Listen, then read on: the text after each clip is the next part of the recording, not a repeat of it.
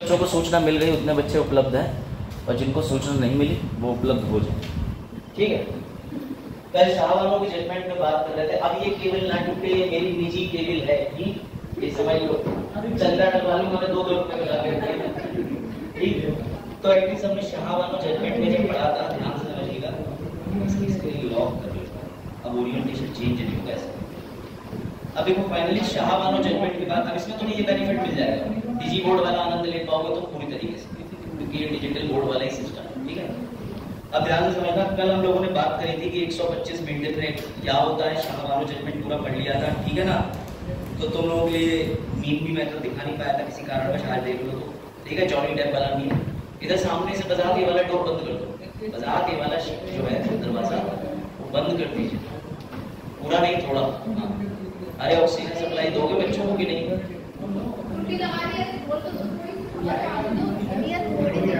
खोल लो, आपको पता है ना उनसे कहने से क्या हो, दरवाजा जिंदा बच के नहीं तो। ठीक, तो भैया एम्बर हर्ड जॉनी डेप वाला मीम देखो, अक्षय कुमार बड़े खुश थे, पहले उदास थे, बाद में जब खबर आई ब्रेकअप की और डिवोर्स की तो अक्षय कुमार देखो कितने खुश थे। ठीक है, शाहवानों जजमेंट से पहले का जजमेंट। अब देखो तुम्हारे लिए एक मीम लाया हूं स्पेशली बना के, पढ़ो। अब विदय छात्र छात्राएं सर की क्लासेस से पूर्व दिख रहा है नहीं? अरे वाह, कैसे आज आ गए तुम बरेली से, 35 रुपए टिकट चल रहा है इसलिए। देखो भाई, यस बिल्कुल सही टाइम पे आया तो हेलो देखो।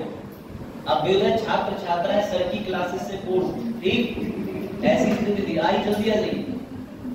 तुम लोग इधर से आए, वो से निकल जाता, हमें लगा यहाँ पे कुछ रख रखा है। नहीं, यहाँ सीट की स्थिति अभी नॉर्मल। अरुण तुम्हारे लिए देखो सामने इम्पोर्टेंट, वो देखो सामने, फिर आगे चेंज करते हैं। ठीक है, संविधान कोड होने के पश्चात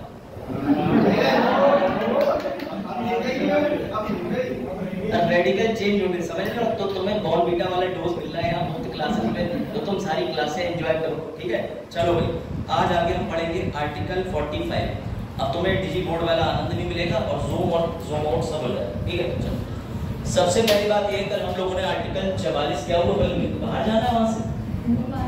अच्छा, कल हम लोगों ने आर्टिकल 44 यानी कि यूसीसी कवर कर लिया था, आर्टिकल 48 कवर किया था। आर्टिकल 48 में आप लोगों ने ये सीखा था, समझा था कि गाय को आर्थिक दर्जा प्राप्त है भारत में, ना कि रिलीजियस यानी धार्मिक दर्जा। किसी को कोई डाउट? कल में अगर किसी को कोई डाउट हो यूसीसी में या एनिमल में या उसमें कोई डाउट हो तो पूछ सकता है। ठीक है, वरना अगले आर्टिकल में। हाँ बताइए। कोई बात नहीं, 1948 हम भी बोल गए फ्लो में आपसे। हाँ, लेकिन एक्जीक्यूट एनिमल क्रूएल्टी एक्ट 1960 का है। हाँ समझ लो, यानी लेजिस्लेटिव प्रोसेस 48 से और एक्जीक्यूट 60 से। ठीक है, वैसे इसमें भी आगे आएगा वो। अब ध्यान से सुनो, अनुच्छेद 45 बच्चों के लिए मुफ्त और अनिवार्य शिक्षा का प्रावधान इस संविधान के प्रारंभ। अब ये जो लाइन है इसको ध्यान से पढ़ना। आ जाओ इसमें, सबसे इंपॉर्टेंट आर्टिकल। अंग्रेजी सुबह इसलिए फोन कर रही थी, क्लास मॉर्निंग में थी, बाद में अच्छा पापा फोन आया, कुछ और कहना है? देखो यार, सबसे इंपॉर्टेंट चीज समझो, डीपीएसपी चल रहा है, ठीक है, और डीपीएसपी में एक बात मैंने आप लोगों को बेसिक मूल मंत्र बताया है कि डीपीएसपी को सरकार लागू कैसे करेगी, विधि बनाने। किसी को डाउट?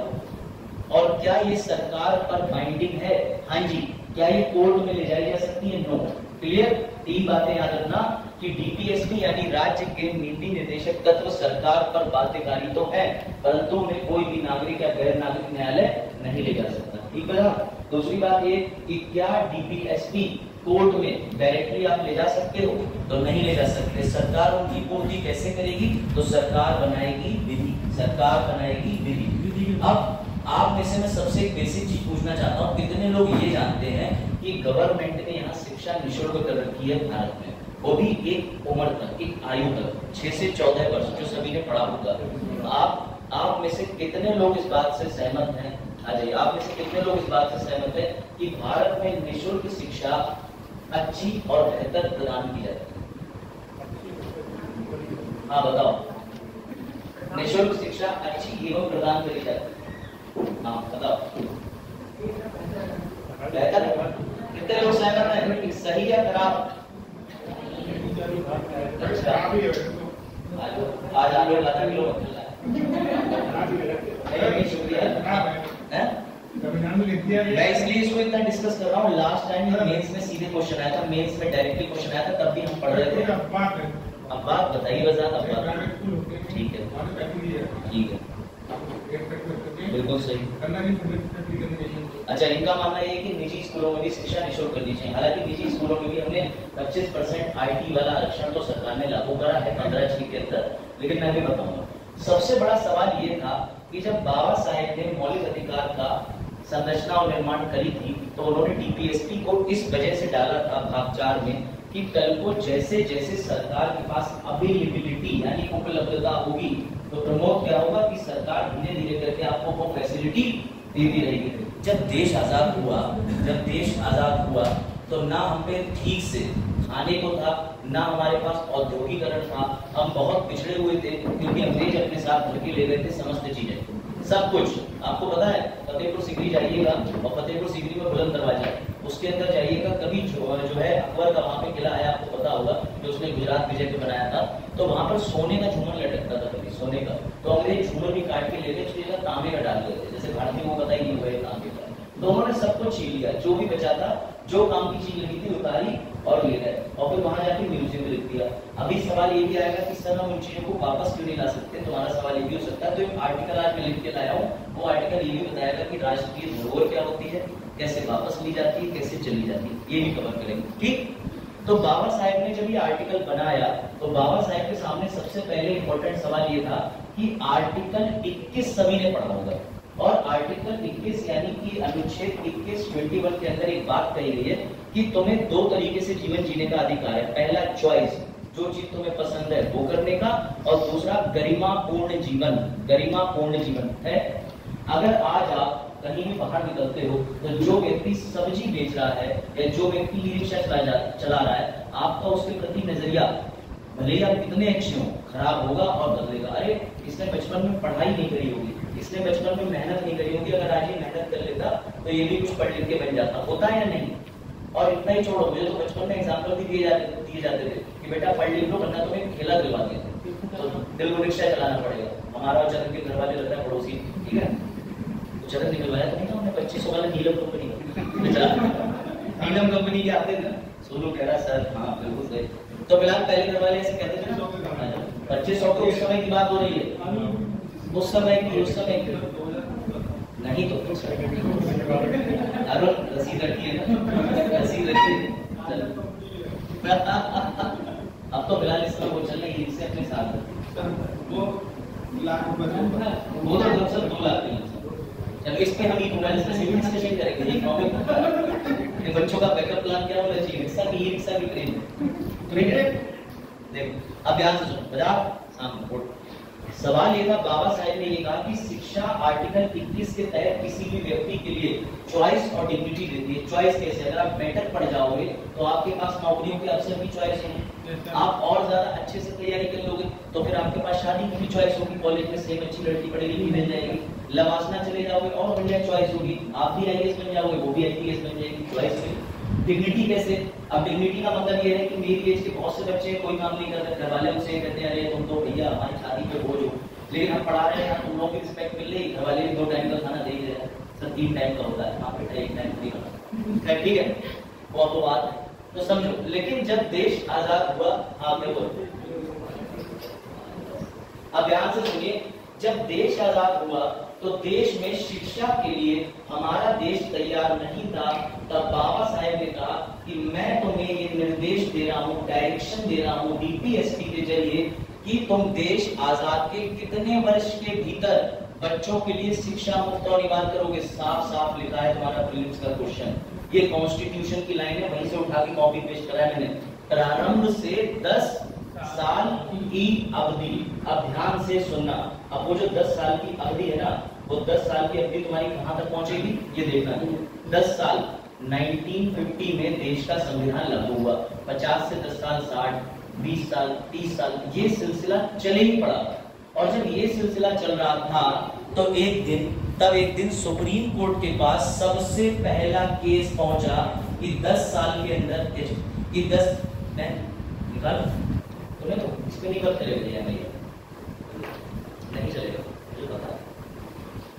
अब ध्यान से सुनना, तो सबसे पहला सवाल बजा दिया है कि 10 साल के अंदर जो शिक्षा है वो अनिवार्य रूप से फ्री करी जाए, लेकिन सरकारें इतनी लापरवाह थी कि कोई भी सरकार ध्यान नहीं दे रही थी। तो ये मामला पहुंचा सुप्रीम कोर्ट और मुबारक को तुम्हें देखने को मिलेगा पहला case which is Mohini Jain versus Karnataka राज्य। और इसमें कुछ नहीं चैलेंज किया गया, इसमें आर्टिकल 41 और 45 दोनों चैलेंज करे गए। सर आप हमें आर्टिकल 45 तो पढ़ा ही रहे हो, लेकिन आप आर्टिकल 41 की बात क्यों कर रहे हो? तो मैं तुमसे आर्टिकल 41 की बात इसलिए कर रहा हूँ क्योंकि आर्टिकल 41 भी ये कहता है कि शिक्षा का अधिकार, राइट, मैं तो पढ़ाई दे रहा हूँ।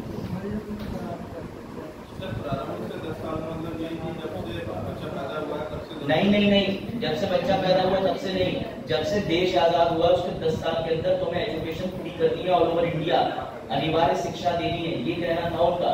ये नहीं था कि 10 साल का बच्चा जो 6 से 14 साल का शिशु है वो आरटी एक्ट ने नियम निर्धारित करा है। अभी समझोगे तुम, आर्टिकल 41 भी देख लो ताकि तुम्हें समझ में आ जाए कि चैलेंज क्या किया है।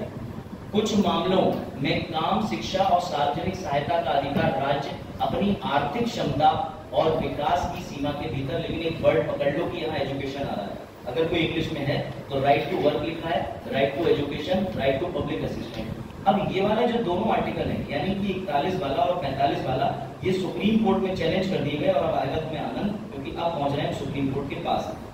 आर्टिकल 41 क्योंकि उसमें भी शिक्षा वर्ड आया, आर्टिकल 45 जो साफ कह रहा है कि 10 साल के अंदर भारत में अनिवार्य शिक्षा निःशुल्क करी जाए। इन दोनों को लेकर के जब मामला कोर्ट में पहुंचा तो कोर्ट बहुत ज्यादा गुस्से में था। कोर्ट ने कहा 1950 से 10 साल, 20 साल, 30 साल, आज 1992 हो गया है। 42 साल से तुम कर क्या रहे हो? 42 साल का मतलब अगर तुमने उस समय शिक्षा फ्री करी होती तो भारत के कितने घरों में शिक्षा पहुंची होती? आज 42 साल का आदमी कुछ कर रहा होता, तुमने ध्यान ही नहीं दिया। तब सरकार पे प्रेशर पड़ा, और जब सरकार पे प्रेशर पड़ता है तो सरकार कभी कभी अच्छा करती है, कभी बुरा। यहाँ पे उसने ना अच्छा करा ना बुरा करा, उसने ये कह दिया कि शिक्षा का अधिकार मौलिक अधिकार है, आज से हम डिक्लेयर करते हैं, हम बनाएंगे इसको मौलिक अधिकार का भाग। ये घोषणा मोहिनी जैन के केस में कर दी। अब तुम यहीं पर फ्रीज हो जाओ और यहीं पर मैं तुमसे बार बार पूछ रहा हूँ, फिर से बताना, शिक्षा का अधिकार सर्वप्रथम डीपीएसपी के कौन से अनुच्छेद में था? बताओ कौन से में था? दोनों, 41 और 45। 10 साल के लिए शिक्षा, यानी कि संविधान बनने के बाद 10 साल के अंदर इंडिया में फ्री एजुकेशन लाना कौन सा अनुच्छेद कह रहा था?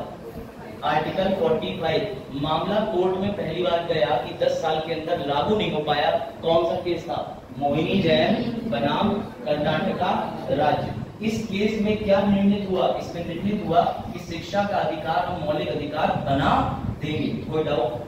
अपने आप से फिर से 2-3 बार पूछे बातें पूछो और दिमाग में घुमाओ। इस सर ने सबसे पहले बताया हमारी डीपीएसपी के अंदर सरकारों को बाबा साहेब ने आदेश दिया कि देश आजाद होने के, संविधान लागू होने के 10 साल के अंदर तुम्हें अनिवार्य शिक्षा फ्री करनी है।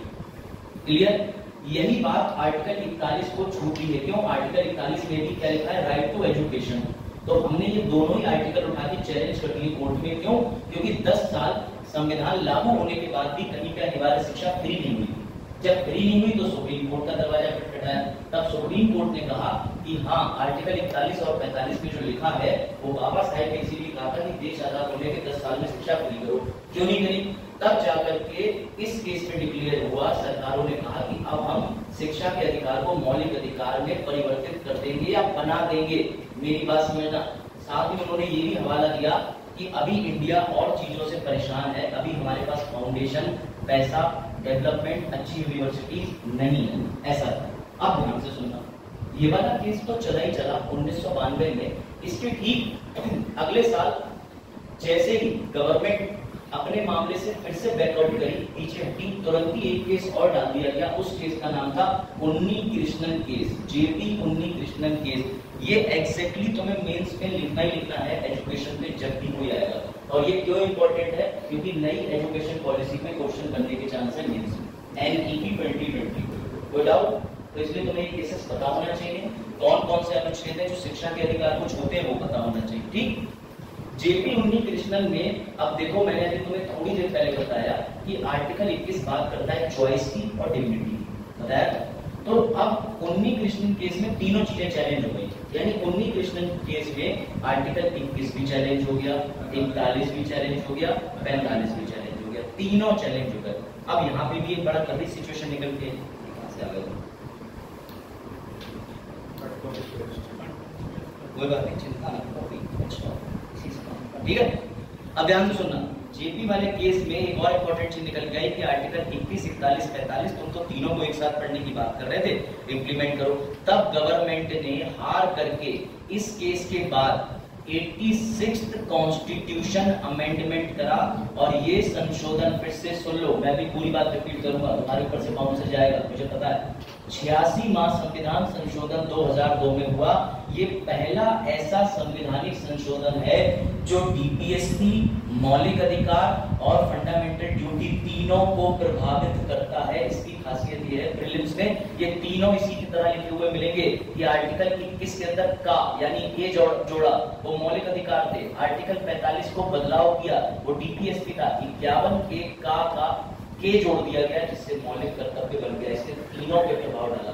मैं वापस रिपीट कर रहा हूँ ताकि जो लोग अभी अभी सुबह से उठ के आ रहे हैं ना, वो सोएं, ध्यान से।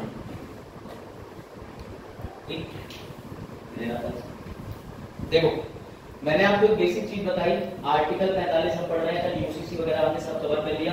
आर्टिकल 45 सिर्फ एक सिंपल सी बात कहता है कि शिक्षा संविधान बनने के बाद, लागू होने के बाद, 1950 के बाद 10 साल के अंदर अनिवार्य शिक्षा जो है वो तुम्हें लागू करनी ही करनी है। और अगर तुमने अनिवार्य शिक्षा लागू नहीं करी, अगर तुमने अनिवार्य शिक्षा लागू नहीं करी तो हमारा देश पीछे रह जाएगा। सीधी बात थी बाबा साहब की। हमारी सरकारें हमेशा की तरह सुस्त पड़ गई, उन्होंने 10 साल को 42 साल आगे खींच दिया। इस बात से जनता परेशान, इस बात से सरकार के प्रति पहला केस करा, क्योंकि जब भी जनता को लगता है कि सरकार आ जाओ, जब भी जनता को लगता है कि सरकार अपना काम ठीक से नहीं कर रही, तब वो केस कर देती है। लेकिन सर, सबसे बड़ा पॉइंट ये है कि डीपीएसपी के लिए तो न्यायालय में जा ही नहीं सकते, तो फिर ये केस कर कैसे दिया? तो सबसे इंपॉर्टेंट चीज समझना कि मोहिनी जैन और स्टेट ऑफ कर्नाटका में आर्टिकल 21 का हवाला दिया गया था कि right to choice and dignity तभी मिल सकती है जब हम एजुकेटेड हो जाएंगे। बात समझ में आई? फिर से मैं रिपीट कर रहा हूँ, डीपीएसपी को सर कोर्ट में ले जाके केस नहीं कर सकते शिवाजी, ठीक? तो इसीलिए लोगों ने सहारा लिया कि आर्टिकल 21 ना एक मौलिक अधिकार है जो कहता है कि तुम चॉइस के साथ और डिग्निटी के साथ जीवन जियो, और चॉइस और डिग्निटी आती है शिक्षा से। तो मोहिनी जैन के केस में आर्टिकल 41 और 45 में केस नहीं हुआ। केस इस बात से हुआ कि हमें चॉइस और डिग्निटी जीनी है और हमें शिक्षा चाहिए। तब कोर्ट ने इन दोनों अनुच्छेदों का हवाला दिया। आर्टिकल 45 कहता है कि शिक्षा को अनिवार्य रूप से फ्री करना है 26 जनवरी 1950 के बाद से। आर्टिकल 41 लेकिन थोड़ी छूट भी देता है, ये कहता है कि शिक्षा तो देंगे लेकिन सीमित संसाधनों के अभाव में नहीं दे पाएंगे, उसको देते हुए देंगे। जब इस मामले में सरकार ने कह दिया और कोर्ट ने यह आदेशित कर दिया कि तुम्हें आर्टिकल 45 को फंडामेंटल बनाना पड़ेगा ताकि उसमें तेजी से काम हो सके, ठीक? सरकारों ने भी कह दिया बना देंगे, लेकिन सरकार ने कोई भी ध्यान नहीं दिया। उसके बाद जो अगला केस है उसका नाम है जेपी उन्नीकृष्णन, उसमें तो डायरेक्टली आर्टिकल 21, 41, 45 तीनों चैलेंज कर दिए। उन्नीकृष्णन केस आने के बाद सरकार ने तुरंत ही 86th कॉन्स्टिट्यूशनल अमेंडमेंट कर दिया। कोई डाउट? अब भी फिर पूछो, 10 बार पूछो, मेंस में प्रीलिम्स में आंसर गलत देना चाहिए। बजावत सबसे पहला केस कौन सा है दोनों में से? ऊपर वाला है। आ जाओ। तुम लोग इसे हाथ क्या दिखाते हो? सर तुम मुंह में हाथ डाल के ये हाथ दिखाने वाली स्कीम मुझे समझ में नहीं। हमारी इलेक्शन में मैम डांट देती थी इसके क्या हाथ दिखा रहा है ऐसे करके आ जाए। आधे तो क्लास में घुसी आए और अरे बेटा तुम लोग मजाक नहीं करते, कैसे छोटे हो?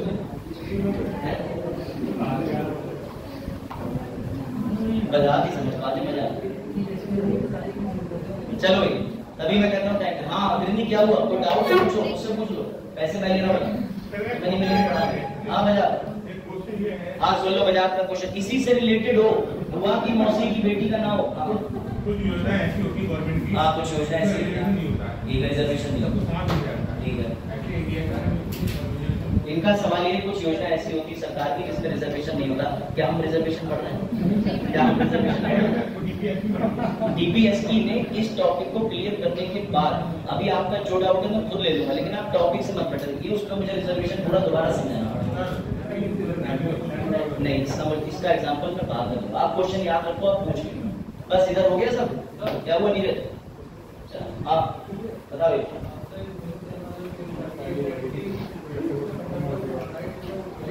वो वायलेट हो रहा था चॉइस और डिग्निटी, तभी उसने केस डाल दिया कि चॉइस और डिग्निटी से तो सब होगा, सरकार की करेगी शिक्षा कौन सा वाला? 19 वाला क्वेश्चन में साफ साफ आर्टिकल 21 लिखा है, उसका नाम ही अच्छा 19 और 19 जेपी केस। अच्छा तभी तुम लोग कह रहे हो, तभी अस्मित कह रहे हैं 19 वाला केस बताओ। अस्मित ज्यादा है यार, चलो आज भी मिल लेंगे। चलो जेपी उन्नी कृष्णन भैया, जेपी केस, जेपी बोल जाओ, मिटा के रहो। हाँ जेपी वाला केस पकड़ लो ये लोग, ठीक है? देखो जेपी केस, ठीक है? देखो जेपी केस ना लिखना कुछ लोग, तुम्हारे मन में भावनाएं गलत है। जेपी केस देखो, जेपी केस तो भाई जेपी केस में निर्धारित हुआ कि आर्टिकल 21, आर्टिकल 41, आर्टिकल 45। अब तुम सोच रहे होगे मौलिक अधिकार के साथ में क्या डीपीएसपी चैलेंज हो जाते हैं? तो डीपीएसपी चैलेंज नहीं करे थे, बस डीपीएसपी कभी किसी मौलिक अधिकार को डिफाइन कर रहे हैं तो कोर्ट में ले जाकर के उनकी स्टडी, उनका रेफरेंस दिया जाता है। इसका ये मतलब नहीं कि 45 को पूर्ण रूप से लागू करो, बिल्कुल सही। हाँ अगर पंडा जैसे आपने बिल्कुल ठीक है, चंपारण वाले केस में हुआ था कि चंपारण दोहराई राजन वाले केस में 15(4) की बात हुई थी, आर्टिकल 46 की बड़ी बात। अब इसमें गवर्नमेंट ने ना बीच का रास्ता निकाला। गवर्नमेंट ने 86 में संविधान संशोधन करके बोला कि सबसे पहले तो आर्टिकल 21 के अंदर 21A जोड़ दो। ध्यान रखना 21 कैपिटल A, 21 कैपिटल A जोड़ दिया गया। सरोनी ध्यान देना, 21 कैपिटल A दिख रहा है उधर, सर ने बोला हटा देना, दिख रहा है? बट 21 कैपिटल A जो है वो जोड़ दिया गया और वो सीधी बात कहता है कि तुम्हें राइट टू एजुकेशन मिलेगी, शिक्षा का अधिकार मिलेगा, और शिक्षा का अधिकार 6 से 18 वर्ष तक मिलेगा। अब तुरंत ही किसी को कहना चाहिए नहीं सर 6 से 14, गलत। दिव्यांगों को 6 से 18, सामान्य को 6 से 14, बीएड वाला होती है, दिव्यांगों को 6 से 18, ठीक है? अब तुम इधर उधर एक दूसरे को मत देखो दिव्यांग सुन के, ठीक है? बोले तभी मैं कहूँ 18 साल तक के निःशुल्क कैसे पढ़ रहा है। 86वां संविधान संशोधन, सबसे पहला अनुच्छेद 21 जोड़ा, दूसरा आर्टिकल 45 की भाषा में बदलाव करा। आर्टिकल 45 ऑलरेडी कह रहा था, आर्टिकल 45 के अंदर अगर हम बात करें तो उसमें लिखा हुआ देखो 14 वर्ष की आयु पूरी करने तक, लेकिन हमने इसकी भाषा में 6 से 14 वर्ष कर दिया। कोई डाउट? हमने इसमें भाषा में बदलाव ये करा कि हमने इसमें 6 से 14 वर्ष लिख दिया। कोई दिक्कत? अब एक और तुम्हारे पास होती है फंडामेंटल ड्यूटीज। तो भैया फंडामेंटल जो ड्यूटीज होती है उसमें 51 के ए में के वाला यानी 11वीं ड्यूटी जोड़ दी सबसे लास्ट। 10 मौलिक कर्तव्य होते थे, 11वां जोड़ दिया 1986 में, सॉरी 2002 में 86 कॉन्स्टिट्यूशनल अमेंडमेंट करके और लिख दिया कि मौलिक कर्तव्य होगा जिसमें शिक्षा के प्रति समस्त नागरिकों की जिम्मेदारी है कि दूसरों को भी शिक्षित करो। ठीक बात आई समझ में? इसको इसलिए आपको समझना है कि ये पहला ऐसा इंपॉर्टेंट अमेंडमेंट है जिससे देखो फंडामेंटल राइट पे भी असर पड़ रहा है, डीपीएसपी पे भी पड़ रहा है, फंडामेंटल ड्यूटीज पे भी पड़ रहा है, तीनों पे इसने प्रभाव डाला है। ये चीज आपको समझनी है, फिर उसमें काम आएगी। कोई दिक्कत? आगे बढ़े, आप पूछो सर। मैं आपने बताया 40 45 किया गया तो उसमें ये 51 कहां पे? लास्ट वाला हाँ 51 ए मैं बता रहा हूँ। 51 का जो ए है वो 1976 में जोड़ा गया था। 51 ए सिर्फ ये बताता है कि मौलिक कर्तव्य क्या है, भाग 4 के ए में। तो 51 का जो ए है उसके अंदर इसे इसलिए जोड़ा क्योंकि उसमें सारे मौलिक कर्तव्य लिखे हैं। पहले 10 थे, अब 11 हो गए। कोई डाउट तो पूछ लो, मुझे पता है कोई डाउट होगा किसी के मन में, कोई पूछ लो, क्योंकि अभी जोक नहीं आया ना, जोक की सुनने तो आते हैं। पूरा हो गया जय जी, ये पूरा हो गया, बढ़े आगे। कोई डाउट इधर? आपको क्या नाम है आपका? इनका नाम बोलिए के लिए मैं आपके मुस्कुराहट अखिलेश। हाँ इधर कोई डाउट? हाँ पूछो। आर्टिकल 45 2002 के बाद में कुछ नहीं, 2002 के बाद आर्टिकल 45 को कैसे पढ़ा जाना है उसकी लैंग्वेज चेंज हो गई और कॉपी पेस्ट बन गई। इधर क्या हुआ सुन लो, आर्टिकल 45 को उठा के आर्टिकल 21A में रख दिया और 21A के अंदर 6 से 14 वर्ष कर दिया। लेकिन अभी ये पूरा किस्सा खत्म नहीं हुआ। अभी इसके बाद सरकार ने एक रूल था जो मैंने बताया कि डीपीएसपी कैसे लागू करी जाती है, लॉ बना के। तो लॉ तो बनाना ही पड़ेगा। अब समझो इंटरेस्टिंग तथ्य ये है भैया कि सरकार ने 86th कॉन्स्टिट्यूशन अमेंडमेंट 2002 में बनाया और 2003 में लागू करा और 2003 में एक्ट लागू करके सरकार भूल गई। क्यों? क्योंकि आर्टिकल 41 ये भी कहता था कि जब तक संसाधन नहीं हो तब तक तुम कोई लॉ एग्जीक्यूट नहीं करोगे। यानी अगर आज हमारे पास में कमरा नहीं है तो अब क्लासेस नहीं लगेगी, जिस दिन कमरा होगा उसी दिन लगेगी। समझ गए? इसीलिए इतना डिले हो गया था। तो बात समझो, सरकार ने कहा बिल्डिंग नहीं है, कॉलेज नहीं है, कहां से दे अनिवार्य शिक्षा? तो सरकार ने 2002 में संशोधन किया, 2003 में एजुकेशन का अधिनियम बनाया, लेकिन इसको ऐसे ही छोड़ दिया और 2009 में पूर्ण रूप से लागू करा जब सरकार पे प्रेशर आ गया कि अब तो शिक्षा निःशुल्क करनी ही है, अब तो अनिवार्य शिक्षा करनी ही पड़ेगी। और जैसे ही ये जो 2009 का आरटीई एक्ट आया, एक बवाल मच गया। शिक्षा मित्र की नौकरी खाने वाला यही है, पता? शिक्षा मित्रों की नौकरी खा के सीधे 38 से 35 हजार से 10,000 रुपये आया होगा। ठीक है, बीएड को जहां तक है ये एक्ट बचा सकता है, अभी भी थोड़ी होप है, मैंने इससे लेजिस्लेटिव स्टडी नहीं करी है, लेकिन अगर with respect to supreme court जो एनसीटी की बात हुई है, अगर मैं इस पर थोड़ा सा ध्यान दूं तो अभी भी बच सकता है कि बीएड वाले 1 से 5 में आए। लेकिन छोड़ो, अभी तो सुप्रीम कोर्ट की गाइडलाइन है। हाँ, आशा दे रहे हैं, नहीं आशा नहीं दे रहे हैं, होप दे रहे हैं। आशा हमारी मौसी का नाम है दोस्तों, हमारी मौसी तुमसे 20 साल बड़ी है। हाँ बताओ, तुम्हारी क्या आशा नाम है मौसी का?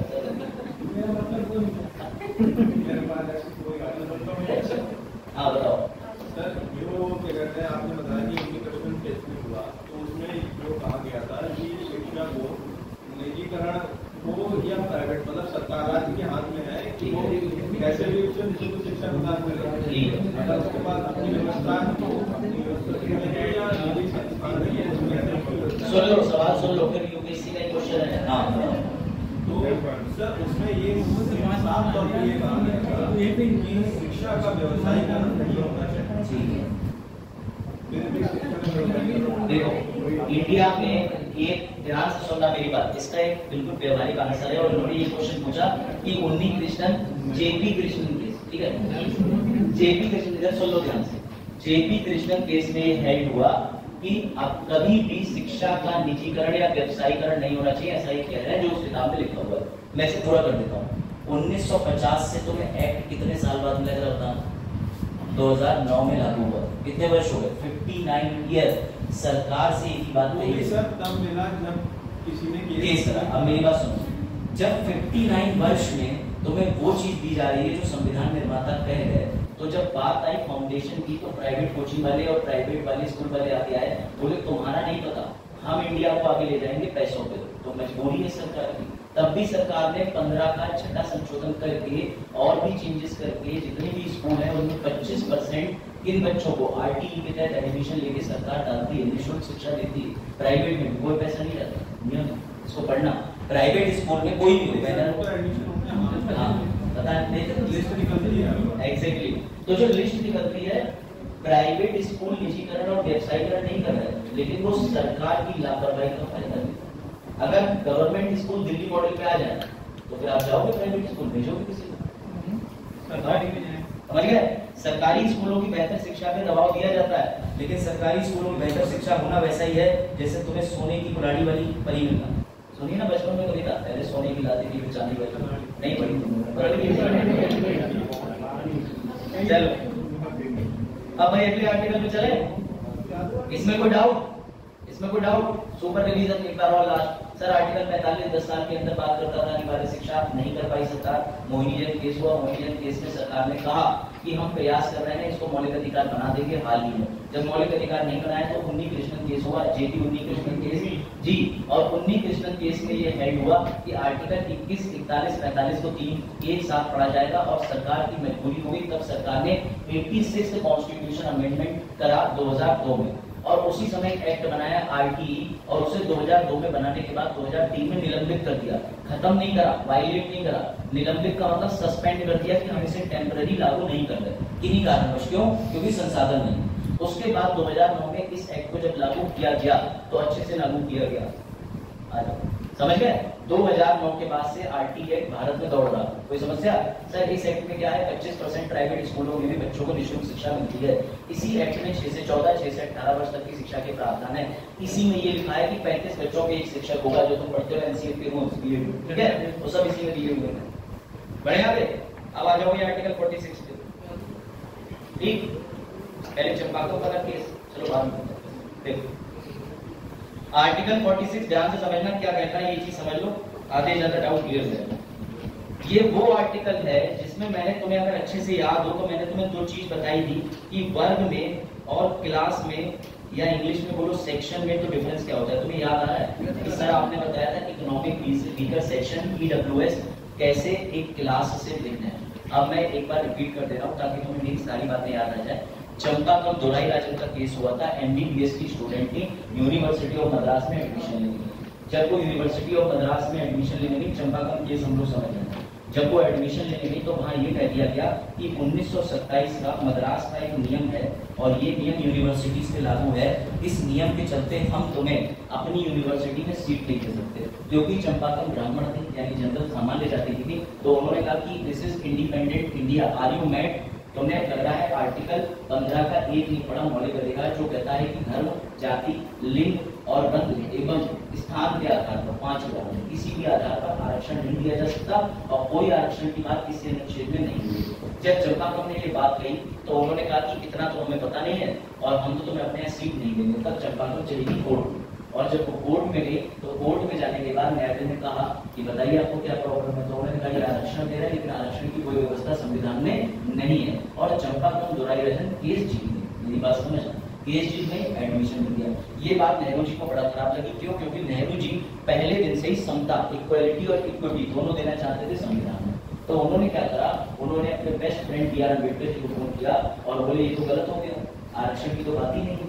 तो आरक्षण की जब बात नहीं थी तब आता है आर्टिकल 46। और कोर्ट में भी चंपाकम दोराईराजन जब पहुंची थी तो जो यूनिवर्सिटी थी उसने कहा कि हम रिजर्वेशन दे रहे हैं आर्टिकल 46 के बेसिस पे। देखो लिखा हुआ है, अनुसूचित जातियों, जनजातियों, अन्य कमजोर वर्गों के शैक्षिक और आर्थिक हितों को बढ़ावा देना, अन्य राज्य कमजोर वर्गों और विशेष रूप से अनुसूचित जातियों, जनजातियों के शैक्षिक आर्थिक हितों का विशेष ध्यान से बढ़ावा देना। इतना समझो। आर्टिकल 46 कहता है रिजर्वेशन दो, लेकिन आर्टिकल 15(1) कहता था रिजर्वेशन मत दो। तो चंपाकम के केस में यही तो मामला था। चंपाकम कह रहे कि रिजर्वेशन तो बनता ही नहीं है आर्टिकल 15(1), और डीपीएस भी छोटी चीज है, फंडामेंटल बड़ी चीज है। उस समय कोर्ट ने भी ये महसूस किया और कोर्ट ने चंपाकम को जिता दिया, क्योंकि वो लेके आई थी केस फंडामेंटल राइट का।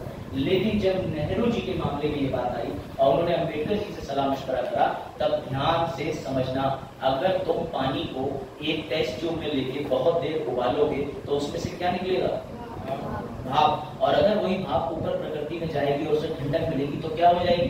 कंडेंसेशन, पता है ना। और कंडेंसेशन जब हो जाएगी तो वापस से उसे पृथ्वी पे आना होगा, फिर से धूप मिलेगी तो पिघल करके क्या आ जाएगी? बारिश के रूप में। यही बारिश वापस से टेस्ट ट्यूब में इकट्ठी करो, फिर रखो, ये प्रक्रिया चलेगी या नहीं? यही मैं तुम्हें बता रहा हूँ कि आर्टिकल 46 जो है इसी विज्ञान के सिद्धांत पे काम करता है। कोई भी डीपीएसपी कभी भी मौलिक अधिकार में परिवर्तित किया जा सकता है, समझे कि नहीं? डीपीएसपी भी एक राइट्स है, बस ऐसे राइट्स जिनको लेके तुम कोर्ट नहीं जा सकते क्योंकि सरकार पे संसाधन नहीं है, और मौलिक अधिकार ऐसे राइट हैं जो सरकार की देना मजबूरी है। देख लो सामने, ये देख कैसे को बैठो, दिख रहा है तो कोर्ट नहीं इसलिए कह रहा है, ऐसे देखो, समझो ध्यान से।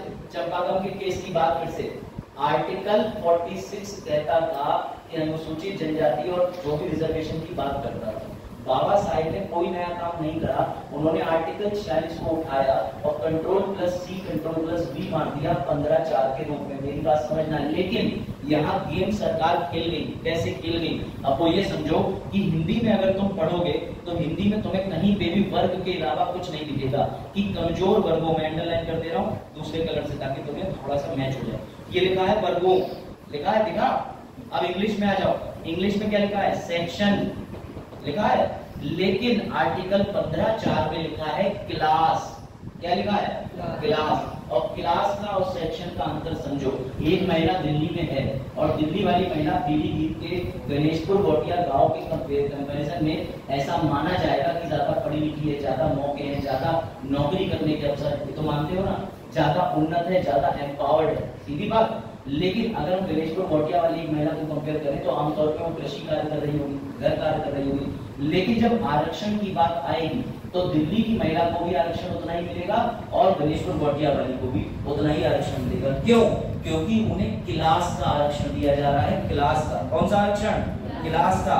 लेकिन जो सेक्शन का आरक्षण है, मेरी बात ध्यान से समझना, ये सेक्शन वाला, ये आरक्षण सिर्फ उसी को दिया जाएगा जिसकी स्थिति दयनीय है और सिर्फ उसी को देने की जरूरत है। Example EWS. ईडब्ल्यूएस का मतलब यह है कि तुम ये 5-6 मानक पूरे करो। 8 लाख से तनख्वाह पूरे घर की कम होनी चाहिए, इतने स्क्वायर फीट का मकान होना चाहिए, तुम्हारे नाम में कोई खेत प्राइवेट वाहन नहीं होना चाहिए। जिसके पास ये सब मानक पूरे हो रहे हैं सिर्फ वही ईडब्ल्यूएस करेगा। यानी sir OBC SC ST category में जो पैदा होगा वो by default OBC SC ST बन जाएगा। लेकिन जनरल में हर व्यक्ति पैदा होने वाला ईडब्ल्यूएस नहीं बनेगा। उसे हर साल सर्टिफिकेट लेके जाना पड़ेगा, चेक करवाना पड़ेगा कि इन मानकों को तो बदल तो नहीं है, तुम्हारे पास अब 8 लाख से ज्यादा आय तो नहीं हो रही। यही डिफरेंस है। लेकिन ये हिंदी में नहीं आता है पढ़ने में, इसलिए मैंने उस दिन तुमसे कहा था कि कुछ अंग्रेजी सीख लो। हिंदी में लिखा है वर्ग, अब वर्ग का मतलब भी सेक्शन, वर्ग का मतलब भी क्लास, लेकिन इंग्लिश में क्लियरली है। और सरकारों ने समझदारी करी कि आर्टिकल 46 को यहाँ से उठाया और 15(4) में डालते समय सेक्शन से परिवर्तित करके क्लास में चेंज कर दिया। समझे होशियारी? क्लास में क्यों करा? ताकि रिजर्वेशन परमानेंट बन जाए। कोई डाउट? समझे? अब जो लोग आज आए पहली बार या बाकी के जो बच्चे जो उस क्लास में नहीं थे उनके ऊपर से थोड़ा बाउंस हो जाएगा, लेकिन I am sorry, I am giving you 10,000 रुपये वाली एजुकेशन पर डे। तो मैं चीजें रिपीट नहीं करूंगा क्योंकि एक लिंक और एक सीरीज है। मैं उनकी तरह नहीं पढ़ाता। बोलो जरा दूसरे पर 15 नंबर 45 सारे करते।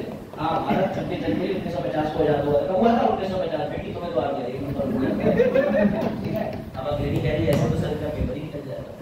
चलो, ये कंसेप्ट है। कंसेप्ट मतलब पोइट्री। पोइट्री कव्वाली वाली सुनते हो ना, 2 दिन बाद हंसते हो, क्या बात है कि उन्हें ख्वाजा मेरे ख्वाजा, इधर कह रहे खाजा मेरे खाजा। इंस्टाग्राम वाले ख्वाजा की बात नहीं हो रही है। रात 11 बजे ऑनलाइन होगी तो कहते हैं हाँ तुम ही हो जो कुछ हो जीवन में। देखो इधर सेक्शन और क्लास का डिफरेंस समझे कि नहीं? बताओ, वापस आ रहे हैं नींद से कि नहीं, या फिर से तुम्हें डोपामिन के इंजेक्शन देने पड़ेंगे? आ जाओ। चरण कह रहे डोपामिन, चरण घर पे चप्पलों के इंजेक्शन देते हैं और वो बहुत काम करते हैं। बचपन में हमने भी बहुत चॉकलेट टेस्ट करी। घर वाले देखते हैं जब मारते समय तो ये थोड़ी देखते मुंह सामने आ रहा बोले। इसलिए हम अपने पापा से कहते थे सुबह खेत के बच जाए, पहले मार लिया फिर उसके बच जाए। चप्पल में गोबर अच्छी नहीं लगी। चलो देखो, आ जाओ भाई, 2 पैसे तो भाई समझ लो। आर्टिकल 46 समझ गए? ये 15(4) बन गया, उसको गवर्नमेंट ने फेल कर दिया, उसने सेक्शन को कन्वर्ट कर दिया। क्या हुआ? एकदम से तो हाँ उठे, पापा की मार का चप्पल खड़ा हो सक जाता है। देखो भाई, इधर भी नीरज और बाकी सब फोकस करो। फिर से रिपीट कर रहा हूँ लास्ट टाइम। आर्टिकल 46 पहले ऐसा था, हमारे रोहित जैसा सेक्शन, यानी जिसको जादू मिला वही परिवर्तित हुआ। लेकिन भैया मुबारक को अब 15(4) बन गया। अब जादू परेशान है क्योंकि ऋतिक रोशन ऋतिक बन गए, अब जरूरत नहीं, यानी क्लास रिजर्वेशन फिक्स कर दिया। अब हर बार जादू नहीं आएंगे नीचे उतर के। आर्टिकल 46 समझ गए बात को? अब ध्यान से समझो। फिर से रिजर्वेशन दिया गया, पहले संशोधन 1951 में। किसने दिया? सर नेहरू जी ने। क्यों दिया?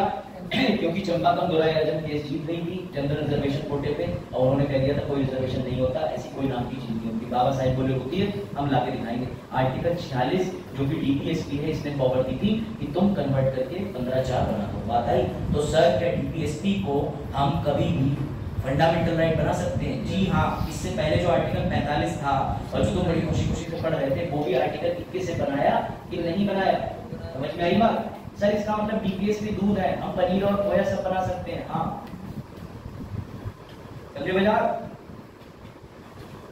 अब आया तुम्हारे मतलब का सेक्शन।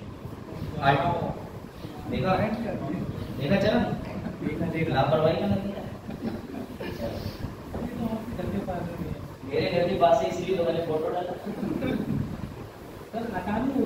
बहुत पता है, एक फोन पे ही उपलब्ध हो जाता है। मैंने उनसे कहा कि आप लेके छात्रों को चाहिए पहुंचाने और पता नहीं क्यों उनके पास चरण का नंबर भी सेव था। बोले सर इस वाले लड़के के पास?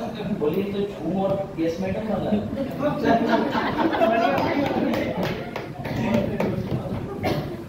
अरे चरण अभी 6 महीने तो हुए दिसंबर से इधर आने में, पहले हम भी स्टूडेंट ही थे। चरण कह रहा सर मेरा ब्रांड कैसे पता? लेकिन ठीक है, चलो मेरा मानना है अगर उसकी बात करो साइंटिफिक बेसिस की, तो then whisky is good for health. ऐसा अल्कोहल के लिए क्या बुराई क्या, देखा इसे कहते हैं 18 से ऊपर वाली सोच। Alcohol is totally injurious to health. कोई मत पीना। हम और चरण एक दूसरे से मजाक कर सकते हैं, हमारा पड़ोस का रिश्ता है, कॉमन प्लेस है हम दोनों के बीच में। क्यों चरण गुड। अब समझो ध्यान से, एक दिन बिहार सरकार को पता नहीं क्या मन में सूझा और बिहार सरकार ने बोले, ये देखो भैया बिहार सरकार आ रहा है, देखते बिहार में जी हाँ, नीतीश जी बोले कि ऐसा है आज से यानी 26 नवंबर 2015 से नीतीश जी ने, नीतीश बैन नहीं, नीतीश जी ने बैन कर दिया हमारी प्यारी सबकी प्यारी अल्कोहल, जो कि साइंस की काम में आती है, एक्सपेरिमेंट करके बात ऐसा नहीं। तो सवाल ये है, कितने लोग बताएंगे क्या कोई भी सरकार अल्कोहल पे बैन लगा सकती है? सर लगाया ना इन्होंने, लेकिन कौन सा आर्टिकल ये पावर देता है, सवाल ये आएगा। अब इसके लिए मैं आर्टिकल 47 तुम्हें सिर्फ बोल के नहीं बताऊंगा, तुम्हें दिखाऊंगा, पढ़ो ध्यान से। पोषण के स्तर और जीवन स्तर को बढ़ाने के लिए सब कुछ छोड़ दो, इस वाली लाइन से आ जाओ, ये वाली लाइन, ये राज्य नशीले पेय और स्वास्थ्य के लिए हानिकारक दवाओं के औषधीय प्रयोजनों को छोड़कर उपभोग पर प्रतिबंध लगाने का प्रयास कर रहा है। यही इंग्लिश में भी देख लो। मेडिकल पर्पस को छोड़ के जितनी भी इंटॉक्सिकेटिंग ड्रिंक और तमाम चीजें हैं उस पे लेवल ऑफ न्यूट्रिशन, ये वर्ड आता है लेवल ऑफ न्यूट्रिशन, यानी हमारे राष्ट्र के अंदर पोषण के स्तर को बनाए रखने के लिए शराब पर प्रतिबंध सरकार लगा सकती है। कोई डाउट? लेवल कौन तय करेगा? सबसे बड़ा सवाल यही है। सुप्रीम कोर्ट के पास यही सवाल गया है और मुझे पता था कि एक दिन अरुण पूछेंगे, इसलिए अरुण तुम्हारे लिए एक मीम लिख के लाया। तुम क्या पूछोगे? तुम ये पूछो सोनू निगम कौन है, अगली स्लाइड में उसकी जीत नहीं मिलेगी। और बताओ तुम बस कहो तो एक बार, और बताओ ठीक है, चले आगे। मेरा कहने का मतलब ये है, लिमिट, इसकी लिमिट पे सवाल है, मैं बताता हूँ कैसे हुआ। ये कि जब नीतीश गवर्नमेंट ने बैन कर दिया तो शराब बैन करने के लिए भारत में एक एक्ट है, और उस एक्ट के बारे में भी तुम्हें आनंद नहीं आ रहा होगा, लेकिन अब तुम्हें आनंद आ रहा है। अब आया जिस एक्ट के तहत शराब पे बैन लगाया जाता है, उस एक्ट के कुछ कण इनके पास होने की पुष्टि मिली थी, समझ गया ना। और सर आप ये एक्ट हमें क्यों पढ़ा रहे हो? क्योंकि बेटा इस बार ये रहा तुम्हारा यूपीएससी प्रीलिम्स का क्वेश्चन, ये द हिंदू न्यूज़पेपर की मैं कटिंग निकाल के लाया हूं। सीधे प्रीलिम्स में 58 नंबर का सेक्शन पूछेंगे और इधर लिख देंगे 6 महीने 1000 रुपए की सजा है। ये आना ही आना प्रीलिम्स में। फिर तो कहना इस बार कैदी अधिनियम, इस बार पैरोल अधिनियम, इस बार होमगार्ड अधिनियम यूपीएससी में क्यों दिया? क्योंकि सब अखबार समझे ना, मिला सीधे यूपीएससी का क्वेश्चन। एक मैंने तुम्हें और बताया था, जब नागरिकता वाला पढ़ाया था तो सीएए फॉरेन एक्ट 1946 की धारा 14A 14B, ठीक ऐसे ही इस बार ये भी आएगा एनडीपीएस एक्ट का धारा 58, जिसके तहत हमारे प्यारे सबसे पहले शाहरुख खान जी के पुत्र को उठा लिया था, और इन्हें कितने महीने की सजा हो सकती है, कितना क्या हो सकता है, कितना जुर्माना है, वो सब लिखा हुआ है। कौन सी चीज इसमें सीज करी जा सकती है, क्या सिर्फ व्यक्ति पर शक होने पे भी उसको उठाया जा सकता है, ये इस पूरे डिब्बे में लिखा हुआ है। तो मेरी डिब्बा ऐसे घोटना है, सीधी बात। अगर प्रीलिम्स में एक क्वेश्चन ठीक करना है, ठीक है, बात आई समझ में कि नहीं? पढ़ेगा आगे, मैं बता रहा हूँ, उस पर वापस आ रहा हूँ, आगे का मतलब वापस आ जाएगा लिमिट पे कि बैन लगाने के लिए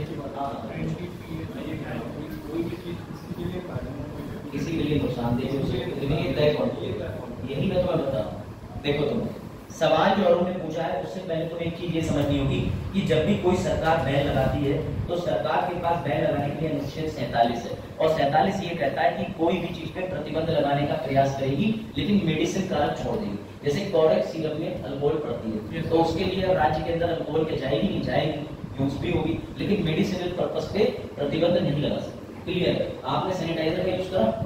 कई लोगों ने वीडियो यूट्यूब पे डाली सैनिटाइजर से शराब कैसे बना, देखी थी? आप बोलोगे लेकिन सुप्रीम कोर्ट में इसको चैलेंज कर दिया। हाँ पूछो, कौन सी वाली बताओ? ये वाली एनडीपीएस, इसको लिखना चाहो एनडीपीएस तो लिख लो, वरना हिंदी में मैं तुम्हें नोट्स में इसका नाम लिख के दे दूंगा, ठीक है ना? क्योंकि इसे हिंदी में क्या कहते हैं बच्चों को ये भी बताना पड़ेगा, क्योंकि वो अंग्रेजी में मेहनत ही नहीं करेंगे। इंग्लिश में पेपर यूपीएससी के मेंस उसमें आएगा, मेंस में तो वो कहेंगे हिंदी में, उसके लिए यूपीएससी का गया है बाहर का। इसलिए कहता हूं मैं 50 बार अंग्रेजी पढ़ो, आनी चाहिए। अंग्रेजी अगर तुम्हें नहीं आती भैया तो अंग्रेजी मत करो कि अपने दोस्त से भी कहो actually what I am doing, I am doing nothing, तो भैया उससे तो कैसे सकते हो कि तुमने ट्रांसलेशन पढ़ा, तुम्हें थोड़ी बहुत ग्रामर आती कि नहीं आती, वरना मेंस के पेपर में बैठ के रोना फिर याद करना। सीबीएसई वाला हिंदी बन गया, हम नहीं बन पाए हिंदी से सीबीएसई। क्या हुआ? अच्छा अच्छा, इतना ही मत याद करो कि जो हमें याद करती है वो भी सच में पड़ जाए। चलो भाई देखो, आप समझो ध्यान से, एनडीपीएस एक्ट पे आप सुनो, फोकस हो जाओ। अभी जो तुम्हारे सवाल है उसका आंसर मिल रहा है, फिर बाद में तुम भी कहोगे कहीं बैठ के आता नहीं ना। देखो मेरी पिटूट मार कर देखो, सवाल ये आया कि सर नीतीश सरकार ने लिकर पे बैन लगाया, लेकिन नीतीश सरकार का ये जो लिकर पे बैन लगाना था, ये सबसे पहले चैलेंज हुआ पटना के हाई कोर्ट में। और पटना के हाई कोर्ट में जब ये मामला चैलेंज होकर पहुंचा तो पटना हाई कोर्ट ने एक ही बात कही कि तुम्हारा ये जो बैन लगाया हुआ है ये ठीक है, तुम इसे जारी रखो। इस मामले में ये फिर से मामला चैलेंज हो गया और ये मामला पहुंच गया सुप्रीम कोर्ट। अब जो ये पूछ रहे हैं अरुण, सुप्रीम कोर्ट के सामने यही सवाल आया कि सर मेरे पिताजी को डायबिटीज है, उनसे डॉक्टर ने कहा है कि तुम सिर्फ एक लड्डू खाओ मीठा वाला तो तुम्हें डायबिटीज इतनी ज्यादा प्रभाव नहीं करेगा, लेकिन अगर तुम आज सिर्फ मीठे लड्डू ही पूरे दिन खाओगे तो सभी को पता है कि क्या होगा, शुगर का लेवल बढ़ जाएगा और फिर उनको मेडिसिन लेनी पड़ेगी और अगर ज्यादा ले लेंगे तो हानिकारक हो सकता है। सेम चीज तब सुप्रीम कोर्ट के सामने इस मैटर पे, जो कि अभी तक पेंडिंग है, बिहार में रोक लगी हुई है। क्यों? क्योंकि पटना हाई कोर्ट ने उस रोक को अप्रूव कर दिया, लेकिन सुप्रीम कोर्ट ने पटना हाई कोर्ट के ऑर्डर पे स्टे लगा दिया, तो मामला ट्रायंगल में बदल गया। लेकिन सवाल ये पेंडिंग है कि कितनी लिमिट, क्योंकि वही अल्कोहल जब थोड़ी मात्रा में ली जा रही है तो मेडिसिन है, थोड़ी मात्रा में ली जा रही है तो उससे बॉडी को नुकसान नहीं है, और तुमने ये कह के बैन लगाया it is injurious to health, तो कितने एमएल तक अलाउ करोगे, कितने एमएल तक नहीं अलाउ करोगे, इसको लेके मामला कोर्ट में पेंडिंग है। कोई डाउट, कोई दिक्कत? सर गुजरात में कैसे प्रतिबंध लगा? तो गुजरात में भी ऐसा ही एक्ट वहां की सरकार ने पारित करा जिसका नाम था बॉम्बे प्रतिबंध अधिनियम, और वो कब आया? 1949 में। उसके तहत गुजरात में भी ड्राई डे मनाया। समझ गए? सर ड्राई डे भी लिखना है? नहीं बेटा, ड्राई डे उनके लिए होता है जो लोग ड्रिंक नहीं करते। समझ गए? तो यानी कि सर गुजरात में इस वाले एक्ट से बैन लगा, और बिहार में भी ऐसा कोई एक्ट बना था। जी हाँ, बिहार प्रोहिबिशन एक्ट से बैन लगा। लेकिन मेरे कहने का निष्कर्ष समझो कि मामला स्टेट के पास है कि वो कभी भी चाहे अपने अल्कोहल पे बैन लगा सकती है। कोई डाउट? और सुप्रीम कोर्ट ने जो ये चैलेंज करा है, ये लैंडमार्क जजमेंट बनेगा, क्योंकि ये बता देगा कि कितनी लिमिट तक की शराब पी सकता है व्यक्ति, या किसी राज्य को लिमिट पे रोक लगानी चाहिए कि कंप्लीट बैन पे रोक लगानी चाहिए। कोई डाउट? अरुण ये चीज समझ में? और मामला सुप्रीम कोर्ट में पेंडिंग है, वो तो वो लिखा है सामने। अब बताओ और कुछ करना है? अच्छा अब तुम ध्यान नहीं दोगे तो क्या करेंगे? चलो आगे बढ़े, बढ़े आगे। कोई डाउट? लिख लिया सबने एंटी लिक्विड पॉलिसी और ये सब? हाँ, इस सोनू निगम वाली मीम मत कॉपी कर लेना। चलो अब आगे।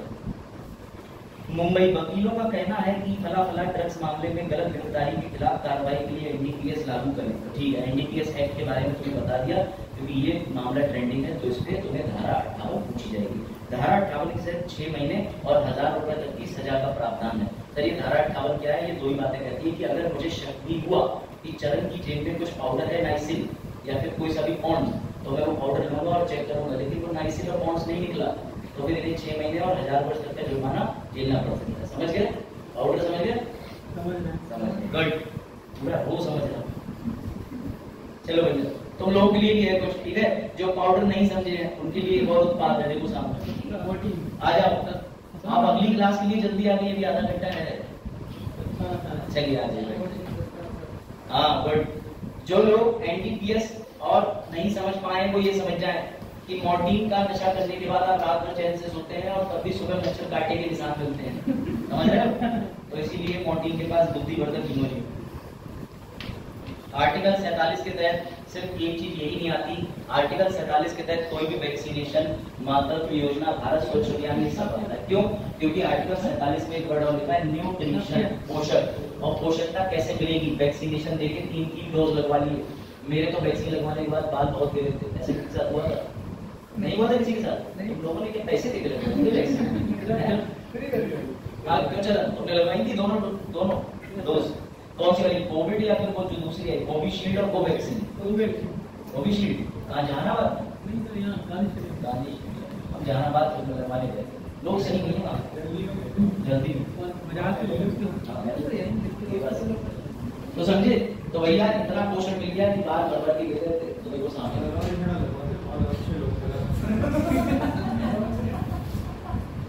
लेके ही चलिए। उस समय तो अभी से नहीं खा रहा था, कोविड के टाइम था, कोविड तक तो योजना ही नहीं करता। अब देखो ध्यान से सर, स्वच्छ भारत अभियान कैसे आ जाएगा? तो स्वच्छ भारत अभियान ऐसे आएगा कि अगर पर्यावरण साफ रहेगा तो तुम्हें दूषित हवा नहीं मिलेगी। पता चला तुम घर से जा रहे हो, वहीं पास में हम पन्नी जला रहे हैं, वो काले रंग की बढ़िया वाली, और उसमें से निकल रहा कार्बन मोनोऑक्साइड, और तुम कह रहे हो हाँ सर आनंद ही आनंद आ गया। तो उस आनंद को रोकने के लिए स्वच्छ भारत अभियान चलाया है। और सरकार को ये पता है कि कोई भी इनमें से इतने ज्यादा अच्छे प्रतिभाशाली बच्चे हैं कि गंगा की सफाई नहीं करेंगे, नदियों की सफाई नहीं करेंगे, इसलिए गवर्नमेंट की बुद्धि थी, उसने नाम दिया नमामि गंगे प्रोजेक्ट, और गंगा को तमाम नदियों से जोड़ दिया। अब तुम वैसे नहीं उठाओगे पानी की बोतल, लेकिन तुमसे कहा जाए बेटा गंगा में है तो तुम पैर छू के उठाओगे, इसलिए उसने नाम दिया नमामि गंगे प्रोजेक्ट, नमामि गंगे योजना।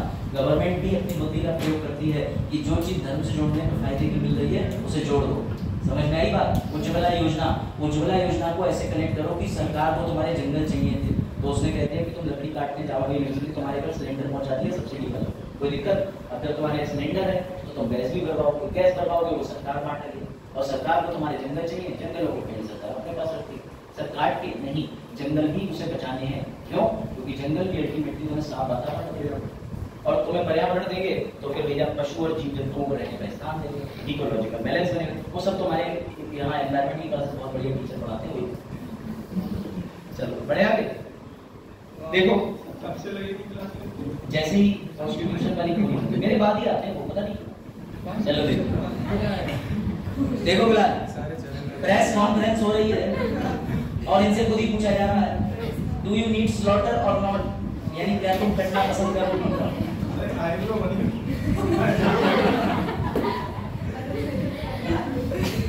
अरुण ने बहुत गहन अध्ययन करी है गाय, जो अरुण नजदीक से देखो, एक भी आईब्रो नहीं, मांस की गाय है, बहुत अच्छी बनी।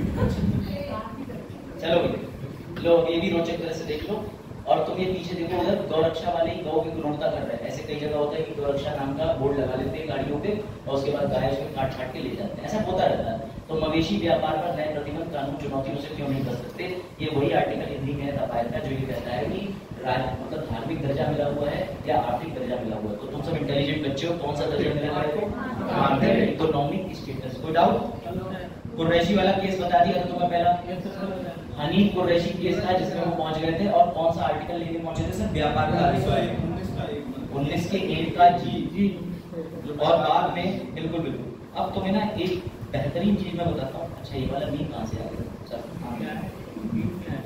अब देखो सभी राज्यों पे रह गया है कि तुम काटो या ना काटो, तुम हाँ कर या ना कर, समझ रहे हो? इसका मतलब ये है कि हमने गाय के लिए इकोनॉमिक दर्जा देकर राज्यों को पावर दे दी है कि तुम स्लॉटर पे बैन लगाओ या ना लगाओ। तो इसीलिए तुम्हें नींद दिया गया है। नीचे वाली लाइन नहीं थी, ये तो याद ही होगा, तुमने पहले दिखा दिया था। अगर महिलाओं से 19 एक अभिव्यक्ति के तहत कह दो क्या पागल हो, तो महिलाएं नाराज हो सकती हैं, पुरुष भी। लेकिन हमारे बादशाह भाई खुलेआम कह रहे हैं लड़की पागल है, और लड़कियां कह रही हैं यही कहना तो सुनो। और तभी हमारे रनीस ग्रोवर कह रहे हैं ये सब होगा। आ जाओ। तो मीम की क्लासें चल रही है, ठीक है? तुम लोग सीख गए ना, तो बनाना कि नहीं? चलो आ जाओ। देखो ऐसा है क्लास में बच्चे सुस्त हो जाते हैं, उन्हें मीम भी दिखाना जरूरी। बाजार आप कहाँ चले गए? ये लोग पता है बहुत चिंतित हो गए। पूरी क्लास कह रही थी हमारा नेता कैसा हो, प्रधान कैसा हो। देखो सर आर्टिकल 48 ए भी है। अभी आपने 48 पढ़ाया था, कल हमने पढ़ा था गाय को कौन सा दर्जा प्राप्त है, और उसमें दुग्ध गाय क्या होती है, गोबर वाली गाय क्या होती है। यश कह रहा है गोबर वाली गाय क्या होती है, मतलब कल यश बताया गया था कि गाय को इकोनॉमिक स्टेटस प्रदान है। आप वीडियो पढ़ चुकी है, जरूर शेयर भी लाइक भी बढ़ा। ठीक, देखो हमारी प्यारी सबकी प्यारी मैडम ने, समझ गया मैडम को, इंदिरा जी ने आर्टिकल 48A जोड़ दिया 42 में संविधान संशोधन से। लेकिन सवाल ये है कि उन्होंने ये संशोधन करके इसमें जोड़ा क्यों? तो उन्होंने क्या लिखा, यह इस प्रकार पढ़ा जाता है, राज्य पर्यावरण की रक्षा और सुधार करने और देश के जंगल। मुझे तो ये समझ नहीं आ रहा है कि आर्टिकल 48 में पूरी बात हो गई, समस्त देशों की बात भी इन्हें इसमें कर दी। देश के जंगलों और वन्य जीवों की सुरक्षा करने का प्रयास करेगा। यह अनुच्छेद 42 में 1976 द्वारा जोड़ा गया था। सवाल ये है कि 1976 में ऐसा क्या हुआ कि मैडम को पर्यावरण की तरफ बड़ा लगाव बढ़ गया, कोई बता सकता? मेरा सवाल ये क्या वाला केस हुआ था, मतलब हाँ प्रयास करो जो भी तुम्हें याद आ रहा। और कोई चरण प्रयास करो कृष्णपाल।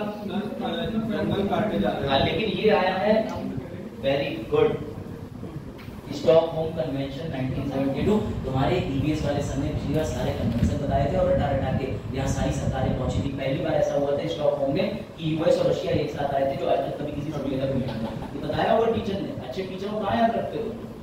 लाइब्रेरी बैठे थे ना कल। अच्छा चलो सामने देखो। आर्टिकल 48 को समझ लो कि राज्य पर्यावरण की सुरक्षा और सुधार करेगा, यानी आर्टिकल 48A में हमने ये प्रोविजन इसलिए जोड़ दिया कि सरकार ना सिर्फ अपनी जिम्मेदारियों से बचेगा जो कि सिर्फ लोगों के प्रति है, वन और जंगलों के प्रति भी सरकार की जिम्मेदारी है। तो सर उज्ज्वला योजना, पीएम कुसुम योजना, ये सारी योजनाएं जो सरकार लेके आती है, अधिनियम लाती है, वो सब के सब पर्यावरण में कवर है। सर एनजीटी हरित वाला बाजार सामने देखो, तो बड़ी खुशी हो रही है, निकाह पर खबरें आ रही है, सामने देखो तुम। चलो ध्यान से, टाइगर डे कब मनाया जाता है? 29 जुलाई। अगस्त कौन कह रहा? चरण तो भाई रात वाले सुबह मतलब कि आज सुबह बिना सोए आ गया, ज्यादा मेहनत करके आया लड़के मेरी तरह। ये तो हम चरण साहब नहीं। हाँ तो एनजीटी 2010, पर्यावरण संरक्षण अधिनियम 1986, वाइल्ड लाइफ प्रोटेक्शन एक्ट 1972। अगर तुमसे कभी कोई पूछ ले ये सब कहां से आए, तो सर ये सब देन है अनुच्छेद 48A की। कोई डाउट? कोई डाउट? क्योंकि डीपीएसपी का पालन कैसे किया जाता है, डीपीएसपी लागू बाय पासिंग लॉज, ये बेसिक चीज है, ये समझ में आनी चाहिए। अब इसके बाद तुम्हारे लिए शुक्र बनाओ आज प्रोजेक्टर चल रहा है, उससे बढ़िया चीज तो मैं तुम्हें दिखाई नहीं सकता। ये देखो सुमित तो नहीं कोई क्लास में? देखो आर्टिकल 49 कहता है कि राष्ट्रीय महत्व के स्मारकों का संरक्षण। हाँ जी वही संरक्षण जिसमें तुम जा करके दीवार पे चढ़ चढ़ के लिख के आए हो, रोहित पिंकी, स्वाति, पुराना किला, वीरान हवेलियां। ऐसा तो कुछ नहीं लिखा है। कहाँ नहीं लिखा है? कौन से पुराने किले की बात हो रही है तुम्हें पता पहले है? दिल्ली में तो पुराना किला है, उसकी बात हो रही है। देखा, मिटा के अपना लिख दिया है। ये ऐसा कुछ नहीं लिखा होगा सर, मैंने आज से 20 साल पहले वो भी मम्मी पापा ने फोटो नहीं, से सर, दिखाया। बहुत साफ कर दिया बिल्कुल। हाँ ये बात सही, जब से अडानी ग्रुप्स को उसके रिफर्बिशिंग को हाँ सर बहुत साफ कर दिया। ऐसा लग रहा है कि प्राइवेट का हो गया। Very good. तो इन्होंने आगे की बात बता दी कि अब ऐसा कुछ नहीं रह गया, लेकिन आप है ठीक, तो समझो ध्यान से। आर्टिकल 49 में सीधी बात कही गई है कि राष्ट्रीय महत्व के स्मारकों, स्थानों और वस्तुओं की सुरक्षा राज्य का दायित्व होगा। सर म्यूजियम कौन से आर्टिकल के तहत बनता है? सबसे इंपॉर्टेंट जो तुम कई बार देखते हो, जाना पूछना, तुम्हारा म्यूजियम सरकार ने बनाया है कौन से आर्टिकल में? आर्टिकल 49। आता है समझ?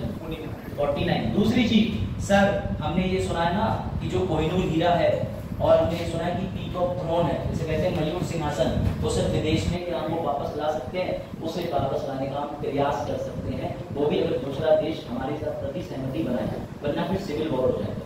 क्योंकि भले ही वो चीज हमारी है, लेकिन वो जिस तरीके से पहुंची है ना, उस तरीके से पहुंचने के पीछे इतिहास रिस्पॉन्सिबल है, और इतिहास की घटनाओं को कोई मानता ही नहीं। सब ये कहते हैं कि नहीं, इतिहास सबने अपनी मर्जी के हिसाब से लिखा, तो हम भले ही कोहिनूर क्लेम मान लें, हम भले ही पृथ्वीराज जी की तलवार या जो भी चीजें क्लेम मान लें, लेकिन ये दूसरे राज्य के ऊपर या दूसरे देश के ऊपर है कि वो हमें उपलब्ध कराए या ना करवाए। कोई डाउट? लेकिन म्यूजियम कौन से आर्टिकल के तहत? हाँ लड़ाई से, लड़ाई बिल्कुल आप कर सकते हैं, लेकिन ये बात लड़ाई करने से पहले आप सोच लें कि आप ऐसे देश से लड़ने जा रहे हैं जिससे आप हार तो नहीं सकते। आप ब्रिटेन से लड़ोगे तो ब्रिटेन आज की डेट में सुपर पावर्स में गिना जाता है। चाइना, ब्रिटेन, रशिया, अमेरिका, ये देश कहाँ पे लिखा है? कहाँ पर बताओ? जिस पे येलो हाँ उसमें संसद के ऊपर या नीचे? कहाँ पे? नीचे। जो अनुच्छेद 4 हो रहा है, हाँ ऊपर जो लिखा हुआ है भारतीय संविधान 1949। ये ध्यान से सुनो, कॉन्स्टिट्यूशन ऑफ इंडिया एडॉप्ट 1949 में करा गया था, लागू 50 में हुआ था। तो ये कोई बात नहीं, प्रिंटिंग ग्लिच होगा, मैंने खुद से नहीं लिखा। ये जहाँ पे जो आर्टिकल उठाया हुआ 1949 लिखा हुआ था, लेकिन आर्टिकल तो 49 है, उसे पकड़ लो। सबको पता है ना 26 नवंबर 1949 कॉन्स्टिट्यूशन अडॉप्टेड और लागू 26 जनवरी नहीं, इसके बीच कुछ हो जाएगा। तो क्या इंडिया में सरकार ने जितने किले हैं इनका संरक्षण अनुच्छेद 49 के तहत शुरू कर दिया?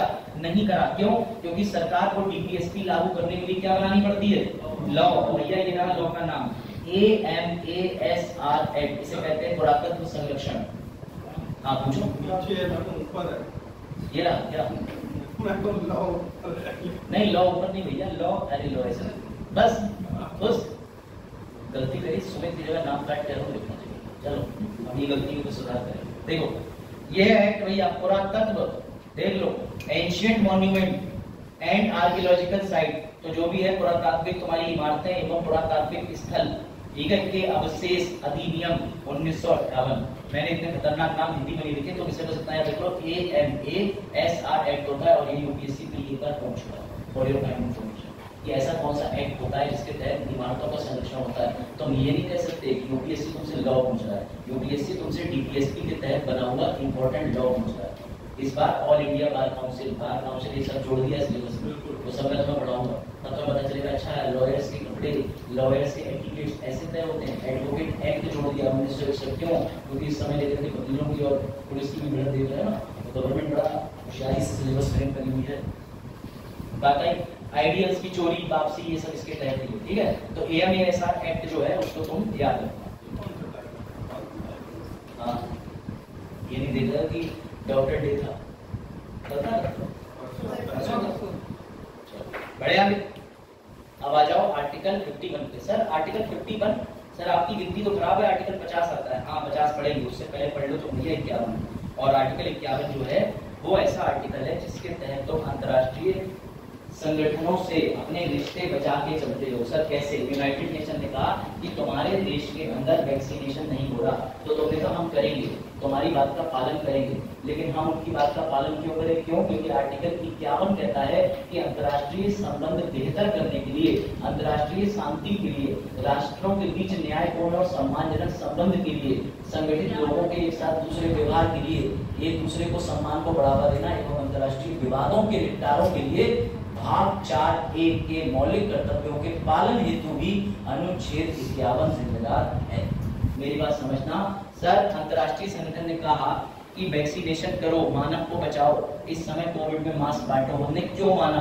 क्योंकि हमें लगा ये बात ठीक है और इंडिया में उसकी बात को मनवाने के लिए लिखित तौर पे आर्टिकल 51 मौजूद है। कोई डाउट, कोई समस्या?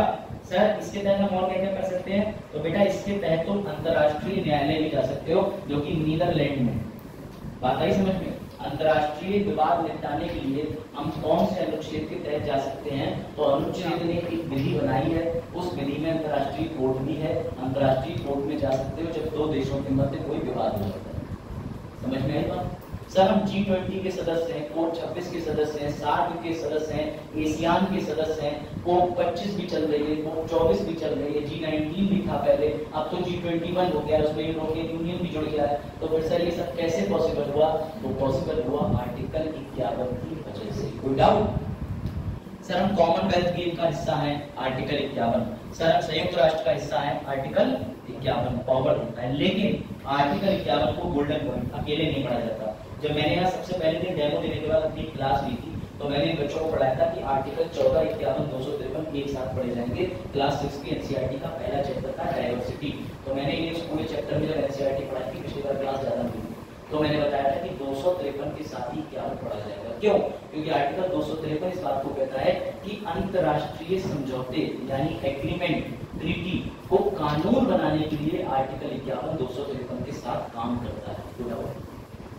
यानी सर यूपीएससी प्री में टीपीएसपी में आर्टिकल 51 में कहीं 253 लिखा हुआ दिख जाए तो हम ये समझे कि 51 into 53 होता सीधा लिखा, समझ गए? यानी सेम थिंग। पूरा लेक्चर कंसेप्ट पे है, समझे वजह? इसलिए वजह आए नोडो नहीं कर पा रहे। हाँ पूछो। हाँ मैं रिपीट करता हूँ, अगर कोई डाउट है 10 बार पूछो। मैंने कहा कि आर्टिकल 51 जो है वो डीपीएसपी की लास्ट चीज है और सरकार ने उसे मौलिक अधिकार में नहीं डाला, डीपीएसपी में इसलिए डाला कि सरकार को लगे, उपलब्धता हो, अब हमारे से दूसरा राज्य दोस्ती कर रहा है, दूसरा देश दोस्ती कर रहा है, बेहतर संबंध बनाना चाहता है, तो उसने अगर हमारे से कुछ चीज रिक्वेस्ट करी है तो हम वो अपने इंडिया में लागू कर सकते हैं। लेकिन कौन से आर्टिकल के तहत? 51 के तहत। उसके साथ 253 भी पढ़ा जाएगा क्योंकि दोनों एक ही बात है। लेकिन 253 बस उससे एक नंबर आगे चला जाता है। इसमें एक वर्ड आ जाता है समझौता। समझ में आई बात? समझौता। श्रीलंका से मैत्रीपूर्ण संबंध स्लाइड एक्सरसाइज जो समुद्र तट पे आर्मी के साथ होती है, समझ में आ रही है? टाइगर ट्रम्प, इस तरीके की जो एक्सरसाइजें होती हैं दूसरे देशों से, आर्टिकल 51 253। हाँ, कानून बनता है, कानून बहुत है, अंतर्राष्ट्रीय विधि के लिए इंटरनेशनल लॉज में इंडिया में। और मैं तुम्हें इसके एक चीज गोल्डन चीज और बता रहा हूँ। गुड, ये ठीक है ना? एक पिक्चर तुम लोगों ने देखी थी, इसकी शाहरुख खान की मूवी थी जो बॉर्डर पे बेस्ड थी। बॉर्डर का मतलब ये कौन सी थी? अरे बड़ा अच्छी पिक्चर। हाँ, देखा, वो लिखा है सामने। तभी तुमसे कह रहा हूँ बोर्ड पे ध्यान दो, तुम्हारा ध्यान 90 degree 80 degree.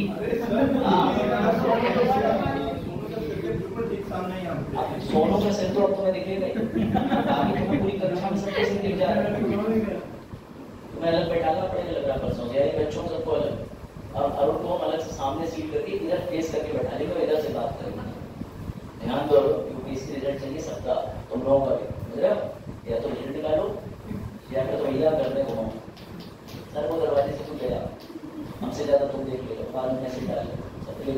Veer Zaara movie में एक समस्या ये थी, वीर ज़ारा मूवी में हमारे शाहरुख खान को उठा के ले जाती और बाकी आर्मी, और आर्मी उठाने के बाद इन्हें जेल पहुंचा देती है और जेल में ऐसा पहुंचाती कि इन्हें छोड़ती नहीं है। उस पूरी पिक्चर में ये तो कहीं बताया ही नहीं है कि भारत की पाकिस्तान के साथ में कोई एक्स्ट्राडिशन ट्रीटी थी नहीं। सर एक्स्ट्राडिशन ट्रीटी क्या मतलब? कैदियों को इधर से उधर करना। अब तुम अखबार में पढ़ते होगे कि कई बार कैदी जो है पाकिस्तान ने इतने इकट्ठे कैदी हमारे भारत के छोड़ दिए, भारत ने उसको इतने कैदी उधर छोड़ दिए। तो इसके लिए जिम्मेदार है आर्टिकल 51 का ये वर्ड प्रत्यर्पण, इसे कहते हैं एक्स्ट्राडिशन। ये अंतर्राष्ट्रीय विधि का भाग है। इस भाग का सीधा मतलब होता है शिवांशी कि अगर हमें, जैसे पाकिस्तान हमारे मछुआरे भी पकड़ लेता है, बांग्लादेश भी पकड़ लेता है, तो हम कहते हैं कि हमारे मछुआरे की गारंटी हम ले रहे हैं, ये धोखे से चले गए हैं तो हमें वापस कर दो। और अगर वो ऐसा नहीं करते हैं तो कुछ मछुआरे हम उनके जो रोके रखे हैं उनका लालच देते हैं कि हम इनको भी छोड़ देंगे। तो दोनों देशों के बीच जब तक आर्टिकल 51 से निकला होगा ये एक्स्ट्राडिशन या प्रत्यर्पण ट्रीटी नहीं साइन होगी, तब तक आदान प्रदान नहीं संभव है। बात आई समझ में?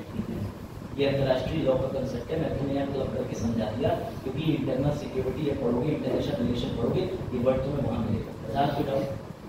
क्या होता है प्रत्यर्पण का मतलब? आदान प्रदान दो देशों के बीच किसका? मानव। मानव कौन सा मानव? जो गलती से चला गया। कौन सी गलती? सीमा कौन? अंतर्राष्ट्रीय सीमा पार नहीं, जिसे किसी भी कारण की वजह से दूसरी सीमा ने अपने पास। आप भी, अरे तुमने उसे पढ़ा था ना, कौन था वो प्लेस नीचे गिर गया था, अभिनंदन का क्या नाम था? तो भैया जो थे वो अभिनंदन जी, ठीक है, उनके संग क्या था? उनके साथ भी तो वियना कन्वेंशन चला था ना, तो वियना कन्वेंशन बनाया तो वियना में, लेकिन भारत ने अनुच्छेद 51 के तहत हमने उसको अप्रूवल दिया है ना, माना है, तो उसी के तहत तो वो वापस आ गए थे। और वापस ऐसे आए कि लोग उन पे मिशन करने लगे, इनके दिमाग में चिप लोड कर दी होगी, ये बदल रहे होंगे, अब देखना ही तारीफ करेंगे। ऐसे ऐसे लोग भी, कुछ लोगों ने तो अप्रिशिएट किया। तो लोग तो कैसे भी हो सकते हैं, नोट में चिप लग के आ रही, जो नहीं समझी तुम। अच्छा, फंडामेंटल ड्यूटी तो इस पे आ जाओ वापस। आर्टिकल 50, आर्टिकल 50 में तुम्हें इन दोनों को याद रखना है सर, एक न्यायपालिका और एक कार्यपालिका, इन दोनों का हमेशा ब्रेकअप रहेगा, सीधी बात समझ। अब तुम ज्यादा समझ पाए, सर परसों ही तो हुआ, हाँ मतलब जो भी है तुम देखो ध्यान से, ऐसी बात है ना। चरण तुम्हारा सीधे ब्याह होगा, कहाँ तभी कह रहे हैं लोग, हो चुका रिश्ता हो चुका है इनका। अच्छा नहीं हुआ, लोग कह रहे हैं बोलना उचित नहीं है, निजी मुद्दा है इसके आ जाओ। चलो देखो, अच्छा हंसी मजाक के लिए समझे मेरा, नहीं तो बाद में खेल लो, मेरा यूपी की बातें नहीं होती, मेरे दिमाग की नहीं कराता। चलो आर्टिकल 50 ही कहता है न्यायपालिका कार्यपालिका, इस वर्ड में आप पढ़ पढ़ोगे, इसलिए इसकी ट्रिक याद रखना है, जेई देखो बस। हाँ 51,000 वाली शादी हो गया नहीं उनका नहीं, वो जब अपनी इनकी चॉइस होगी तब वो करेंगे ना, तुम्हारे कहने से थोड़ी करेंगे। माना तुम चाचा की तरह लगते हो, चाचा तो नहीं होता, एक अच्छे मित्र की तरह हो, वो रिश्ते में तुम्हें कुछ और नहीं मांग सकते, चाचा जान। देखिए सामने जेई, इसकी ट्रिक याद रखना, आर्टिकल 50 बात करता है जुडिशरी और एग्जीक्यूटिव की, ये जेई वाली ट्रिक याद रखना। जो भी लोग साइंस बैकग्राउंड नहीं, जो लोग टेक्निकल बैकग्राउंड से, वो जानते हैं कि पीडब्ल्यूडी में एक पद होता है जूनियर इंजीनियर का, होता है ना, जो सबसे ईमानदार पद होता है ना, सबसे ईमानदार। गुड, चरण को तो बिल्कुल ही पता है। तो पीडब्ल्यूडी के सबसे ईमानदार पद को हमने लिखा है जेई। जेई याद रहेगा तुम्हें जीवन भर की जुडिशरी और एग्जीक्यूटिव, ठीक है। आर्टिकल 50 जेई का चल रहा मैं भी इसी के साथ तैयारी कर रहे थे एसएससी वाला। मैं गया था इलाहाबाद गए थे पेपर देने, वहां तो पता चला तैयारी की, तो वहां तो पता चला होगा ये पद से ज्यादा इसकी तैयारी करना ईमानदारी वाला काम है। लेकिन जेई की पोस्ट अच्छी होती है, कोई टेंशन ना लो, उसमें परसेंटेज क्या होता है, परसेंटेज पढ़ाई पैसा। अच्छा, जीजा जी पे शक कर रहे हैं ये लड़के को तो हमारा नहीं चाहिए, वीडियो वायरल करो इसकी। जीजा जी हम ही तुम्हारी सगे हैं, तो फिर जीजा जी पे शक। अच्छा चलो आर्टिकल 50 के तहत याद रखना। तुम्हें एक अच्छी चीज मैं बताता हूँ कि ये आर्टिकल क्यों डाला गया। इस ये जो तुम्हें प्लस माइनस है ना, मैंने कहा अग्रणी तुम्हें क्या बनना है, तो अग्रणी बोली मैजिस्ट्रेट।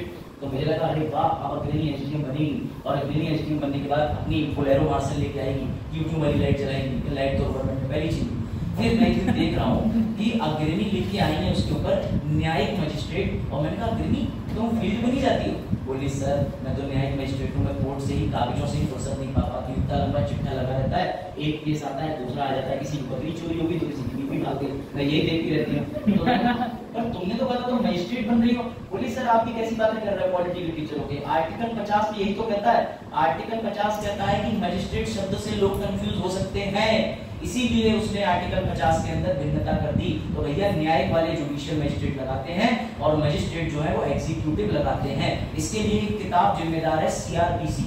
सीआरपीसी में साफ साफ लिखा हुआ है इसी लाइन में कि जब तक वर्णित ना हो मजिस्ट्रेट का मतलब न्यायिक ही लगाया जाएगा। ध्यान से समझना, मजिस्ट्रेट बोलते ही न्यायिक वाला दिमाग में आता है, लेकिन जैसे ही तुम बोलोगे कहीं पे एसडीएम तो तुम्हें पूरा बोलना पड़ेगा एसडीएम साहब, इसीलिए उनके नाम एसडीएम चलते हैं। मजिस्ट्रेट गाड़ी के पीछे आमतौर पर नहीं लिखा होता है, क्योंकि उनके मजिस्ट्रेट से अर्थ निकाला जा सकता है। समझे बात को?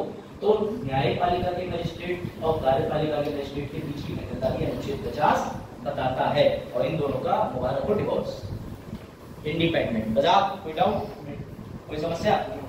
चलो तुम्हें एक बार सारे आर्टिकल बीपीएससी वाले रिवाइज करा देता हूँ, ठीक है, जिससे तुम थोड़े बहुत बोर हो जाओगे, आज का काम है मेरा। तुम्हें ज्यादा मजा आएगा, तुम सीख चुके हो, मैं पूछूंगा तुमसे। अब आ जाते हैं इस पे, जो चीज सबसे इंपॉर्टेंट थी। सर किस पे आना है, इसी से पढ़ाया करेगा ना, ठीक रहेगा। लैपटॉप और वो सब केबल उनकी आती है तो ठीक है, बंदा ये केबल से हम यही यूज कर लिया करेंगे, ठीक है। हमारी वाली केबल भी ठीक है, और इसमें सबसे बड़ी बात ये पावर भी लिखने के लिए। और इधर खड़े हो जाऊंगा, आपको पावर चेहरा इधर। अच्छा तो तुम मुझे देख रहे थे, टेस्ट गलत देखो भैया बहुत धाराएं सकती हैं। देखो समझो, सारे आर्टिकल ये लिखे हैं। अब मैं तुमसे आर्टिकल पूछूंगा और अगर तुम नहीं बता पाए तो बस समझ लो कि तुम्हारी अधूरी न कहानी रह जाएगी। चलो पहले बताएंगे बजाज जी। बजाज आर्टिकल 38 क्या कहता है? आर्टिकल बंद कर दो कॉपी, तुम्हारा टेस्ट चल रहा है, यही कॉपी बंद करो, मैं बताता भी चलूंगा। तुम्हारा ऐसे रिवीजन होगा, नहीं बता पाओगे ज्यादा ज्यादा तो ये कह दो सर नहीं आता, लेकिन प्रयास तो करोगे, आर्टिकल याद तो रहेंगे, कॉपी बताओ। आलोक ने देखा, आलोक ने तुरंत गड़बड़ी कर, तुम्हारा ज्ञान की प्रति रुझान तो है लेकिन ज्ञान सामने है। आपने अभी कहा कि किताब आज अभी दूसरा लेक्चर नहीं ले पाएगा। कैमरा जूम मतलब दोनों जो ऐसे बैठे, मैं दूसरा लेक्चर नहीं लेता हूँ। अच्छा कोई बात नहीं। बजा देखो, बंद कर लो कॉपी। अच्छा अटेंडेंस लगा है। चलो भाई आर्टिकल ध्यान से रिवीजन करेंगे। आर्टिकल 38 क्या कहता है बता बताओ, कोई बात नहीं। इधर से कोई आर्टिकल 38 क्या कहता है, परिभाषा या उसका मतलब।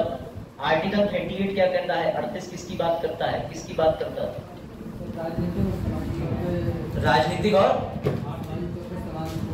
राजनीतिक और सामाजिक तौर पे समान। कौन सा बताओ इसमें, 1 मिनट। हाँ सामाजिक और आर्थिक, हाँ बताओ ये।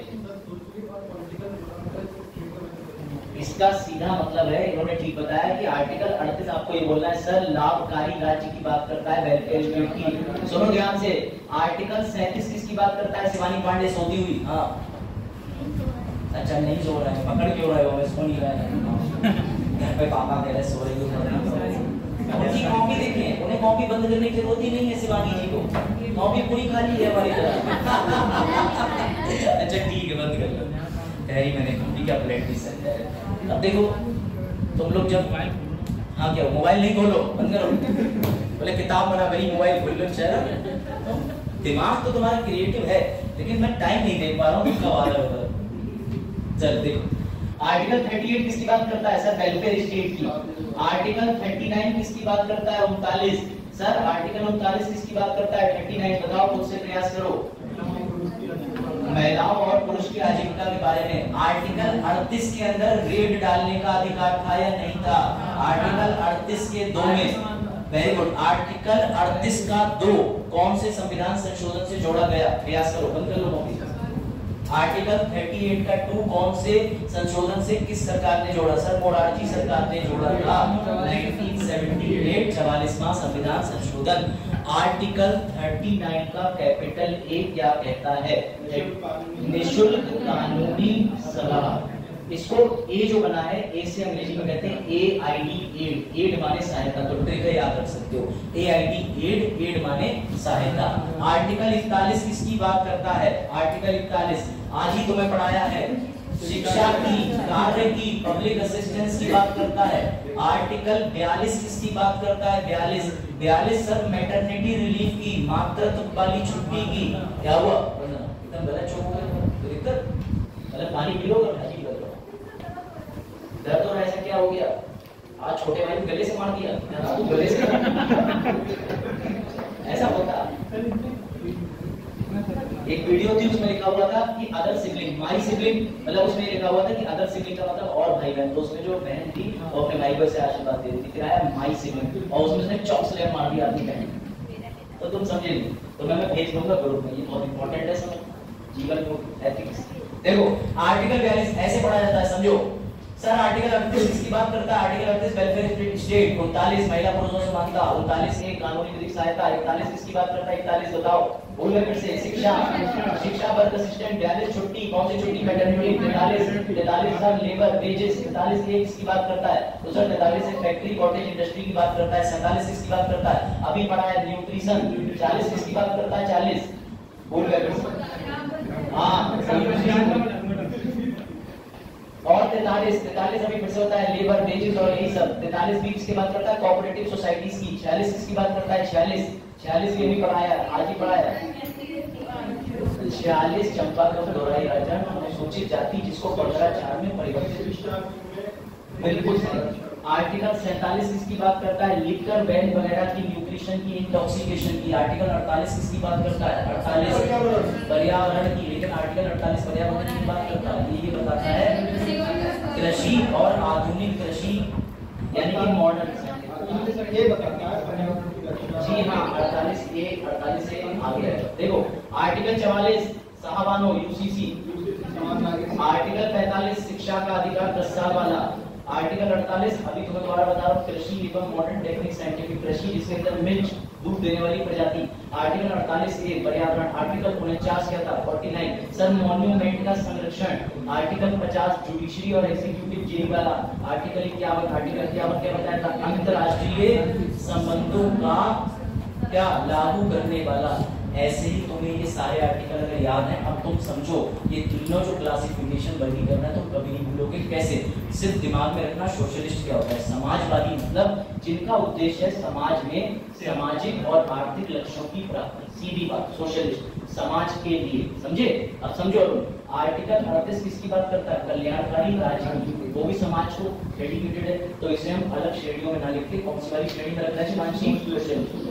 आर्टिकल 39 भी लेबर की आजीविका की बात करता है, महिलाओं की, पुरुष की बात करता है कि इन्हें समान आजीविका देना चाहिए, तो ये भी सामाजिक बात करता है। 39 ए समाज को निःशुल्क फ्री विधिक सहायता की बात करता है। कनेक्शन समझना, तुम सोशलिस्ट में अपने आप रख दोगे।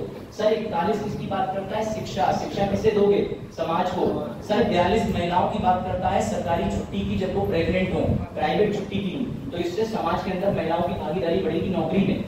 आर्टिकल 43 किसकी बात करता है? लेबर, मजदूरी, इन सब की। 43 किसकी बात करता है? ये कॉटेज इंडस्ट्री कह सकते हो या लेबर वेलफेयर की बात करता है। सर आर्टिकल 47 पोषक तत्व की बात करता है, शराब बंद करना, समाज के लिए सुधारना, नैतिक जिम्मेदारी। इसमें से कोई भी ऐसा आर्टिकल बताओ जो तुम्हें सामाजिक ना लग रहा हो, इसलिए इनको इकट्ठा करके एक जगह रख दिया और बोले गए सामाजिक सिद्धांत को। तुम्हें याद ये रखना है ताकि तुम्हें ये याद रहे। इसमें 8 आर्टिकल आते हैं। सोशलिस्ट प्रिंसिपल भी नीचे लिखा है, तुम्हें 8 दिखा होगा इतनी देर में, अब तक नहीं दिख रहा होगा, उसके नीचे 8 लिखा है लाल रंग से, यानी एक में 8 आते हैं, एक में 6 आते हैं। गुड। अब आ जाओ गांधी जी। पहले गांधी जी की विचारधारा समझ लो। मैं सिर्फ गांव का विकास करूंगा, गांव की ग्राम पंचायतें संगठित करूंगा, लेबर मजदूरी में सहायता करूंगा, सह सरकारी संगठनों को बढ़ावा दूंगा। बात आई शिक्षा के संबंध में, मैं बेसिक शिक्षा की बात करूंगा जो आरक्षण की बात करता हो, मैं न्यूट्रिशन की बात करूंगा, हानिकारक तत्वों को रोकने की बात करूंगा, प्राकृतिक स्वराज यानी स्वदेशी दवाइयों की बात करूंगा, और इसके साथ कॉटेज इंडस्ट्री की बात करूंगा। ये गांधी जी का सपना था ग्रामीण परिवेश का। अब सारे आर्टिकल देख लो। आर्टिकल 40 किसकी बात करता है? आर्टिकल 40 सबसे बड़ा कॉटेज इंडस्ट्री, ग्राम पंचायत उद्योग का संगठन, संगठित करना, संगठित बनाना नहीं। आर्टिकल 43 किसकी बात करता है? अभी मैंने बताया वेलफेयर लेबर, क्यों? क्योंकि इसके अंदर भी छोटे से छोटे एमएसएमई उद्योगों की बात हुई है। गांव में दिया सलाई मोमबत्ती इन सब बनाना, ठीक है, और भी कारचौकी का काम करना। दूसरी चीज बीड़ी बनाना, देखा मैं कह रहा हूँ झूम के साथ बीड़ी चलती है, देखो। 43B सहकारी cooperative society. Sir cooperative society क्या होती है आपने बताया नहीं, सुनो। अमूल दूध पीता है इंडिया, याद रखो वो कोऑपरेटिव सोसाइटी है। उसका सबसे बड़ा एग्जांपल, मैं पूरी क्लास मिलकर आज निर्णय ले लें कि हम समाज के लिए कुछ काम करेंगे और बढ़िया काम करेंगे, उसमें सरकार भी इंटरेस्टेड हो, सरकार कहेगी हम भी तुम्हारी योजना से जुड़ना चाहते हैं, तो सहकारी हो गया, यानी प्राइवेट में शुरू करा, सरकार ने होल्डिंग ले ली, उसे कोऑपरेटिव कहते हैं। कोई डाउट? तो अमूल दूध पीता इंडिया है प्राइवेट का, लेकिन सरकारी हस्तक्षेप है। पेट्रोल पंप सारे कोऑपरेटिव बोल सकते हो, क्योंकि पेट्रोल पंप, आजा मुस्कान अगले लेक्चर में जल्दी आ जाओ, 3 मिनट बैठो। अगला सुनो, आर्टिकल 43B के बाद 46 किसकी बात करता है? रिजर्वेशन, आरक्षण। हर घर शिक्षा पहुंचाओ, आरक्षण पहुंचाओ, जो कि जरूरी है। गांधी जी चाहते थे कि कोई भी आज छोटा ना रह जाए। उन्होंने कहा था हरि के जन, तो ऐसे हरि के जन का आरक्षण के प्रति समझ रहे हो संवेदना, ऐसे कनेक्ट करो। आर्टिकल 47 शराब मुक्त भारत, स्वदेशी निर्मित दवाइयां, उसी के तुम आज देखते हो जन औषधि केंद्र को सरकार ने गांधी जी के डायरेक्टिव प्रिंसिपल से प्रेरित होकर बनाए, आर्टिकल 47 से। आर्टिकल 48 सर किस बारे में बात करता है? तो आर्टिकल 48 किस चीज की बात करता है बताओ? अभी तुम्हें पढ़ाया था इसकी रशियन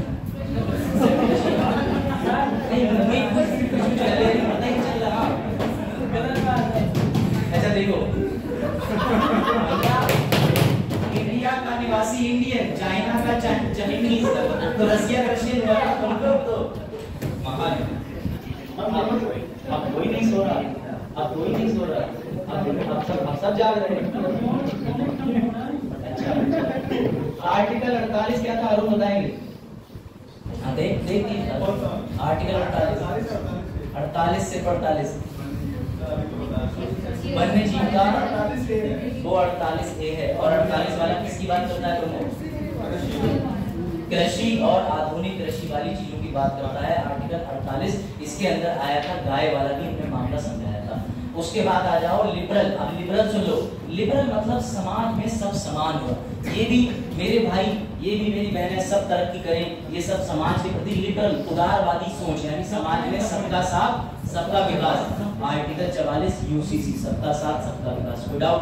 आर्टिकल 45 सब शिक्षित हो जाएं। आर्टिकल 48 का मतलब किसानों से लेके कोई भी लेके कॉटेज इंडस्ट्री, यानी जिसके रिलीजन को जो खाना पीना है सब खाओ। आर्टिकल 48 ये क्या कहता है? पर्यावरण सबका है, सबका, इस पर्यावरण को बचाना है, वन्य जीव संरक्षण लाना है। आर्टिकल 49 किसकी बात करता है? 49 ये भूल है। स्मारक और बिल्डिंग किसी एक के हैं कि सबके हैं? सबके हैं। सजाओ, सबका साथ सबका विकास। 50 जेई भाई साहब को अलग, जुडिशरी अलग, एग्जीक्यूटिव, ताकि समाज में न्याय मिल सके, समाज में। हाँ क्या हुआ, क्या वजह? और आर्टिकल 51 लास्ट वाला आर्टिकल, अंतरराष्ट्रीय। अब तुम इन आर्टिकल को 2-3 बार घर पे डिट्टो देख के लिख लेना, तुम्हें गांधीयन सोशलिज्म में कभी डाउट नहीं होगा। अपनी ट्रिक बनाना कि सर 38 वाला अच्छा वो ये था, तो गांधी से जुड़ा हुआ था, और इनको सीक्वेंस में कर लेना जैसे करे हुए कि 38, 39, 41, 42, 43, 44। तुम्हें ये याद होना चाहिए। अगर तुम ये मेंस में डाला है टीपीएससी को, तो तुम्हें एग्जामिनर बस उसी तुरंत देख के तुम्हारा जो है रजिस्ट्रेशन निकाल के, और अगर तुम बेटी हो तो बेटा, और बेटे हो तो बेटी का रिश्ता देखो। ऐसा होता है, ऐसा हुआ। अभी आपने जून वाला बताया, झूम एक ऐसा नृत्य है जो झारखंड के लोग करते हैं। और ग्रुप डी झूम की झूम फार्मिंग उसी सवाल ये नहीं है कि हमने किस झूम की बात करी, सवाल ये है कि तुम्हें जानने में इंटरेस्ट जो आर्टिकल 21 अभिव्यक्ति की आजादी बंद कर दो तेज। यहाँ पर आर्टिकल 21 तो होगा ही, क्योंकि यहाँ पर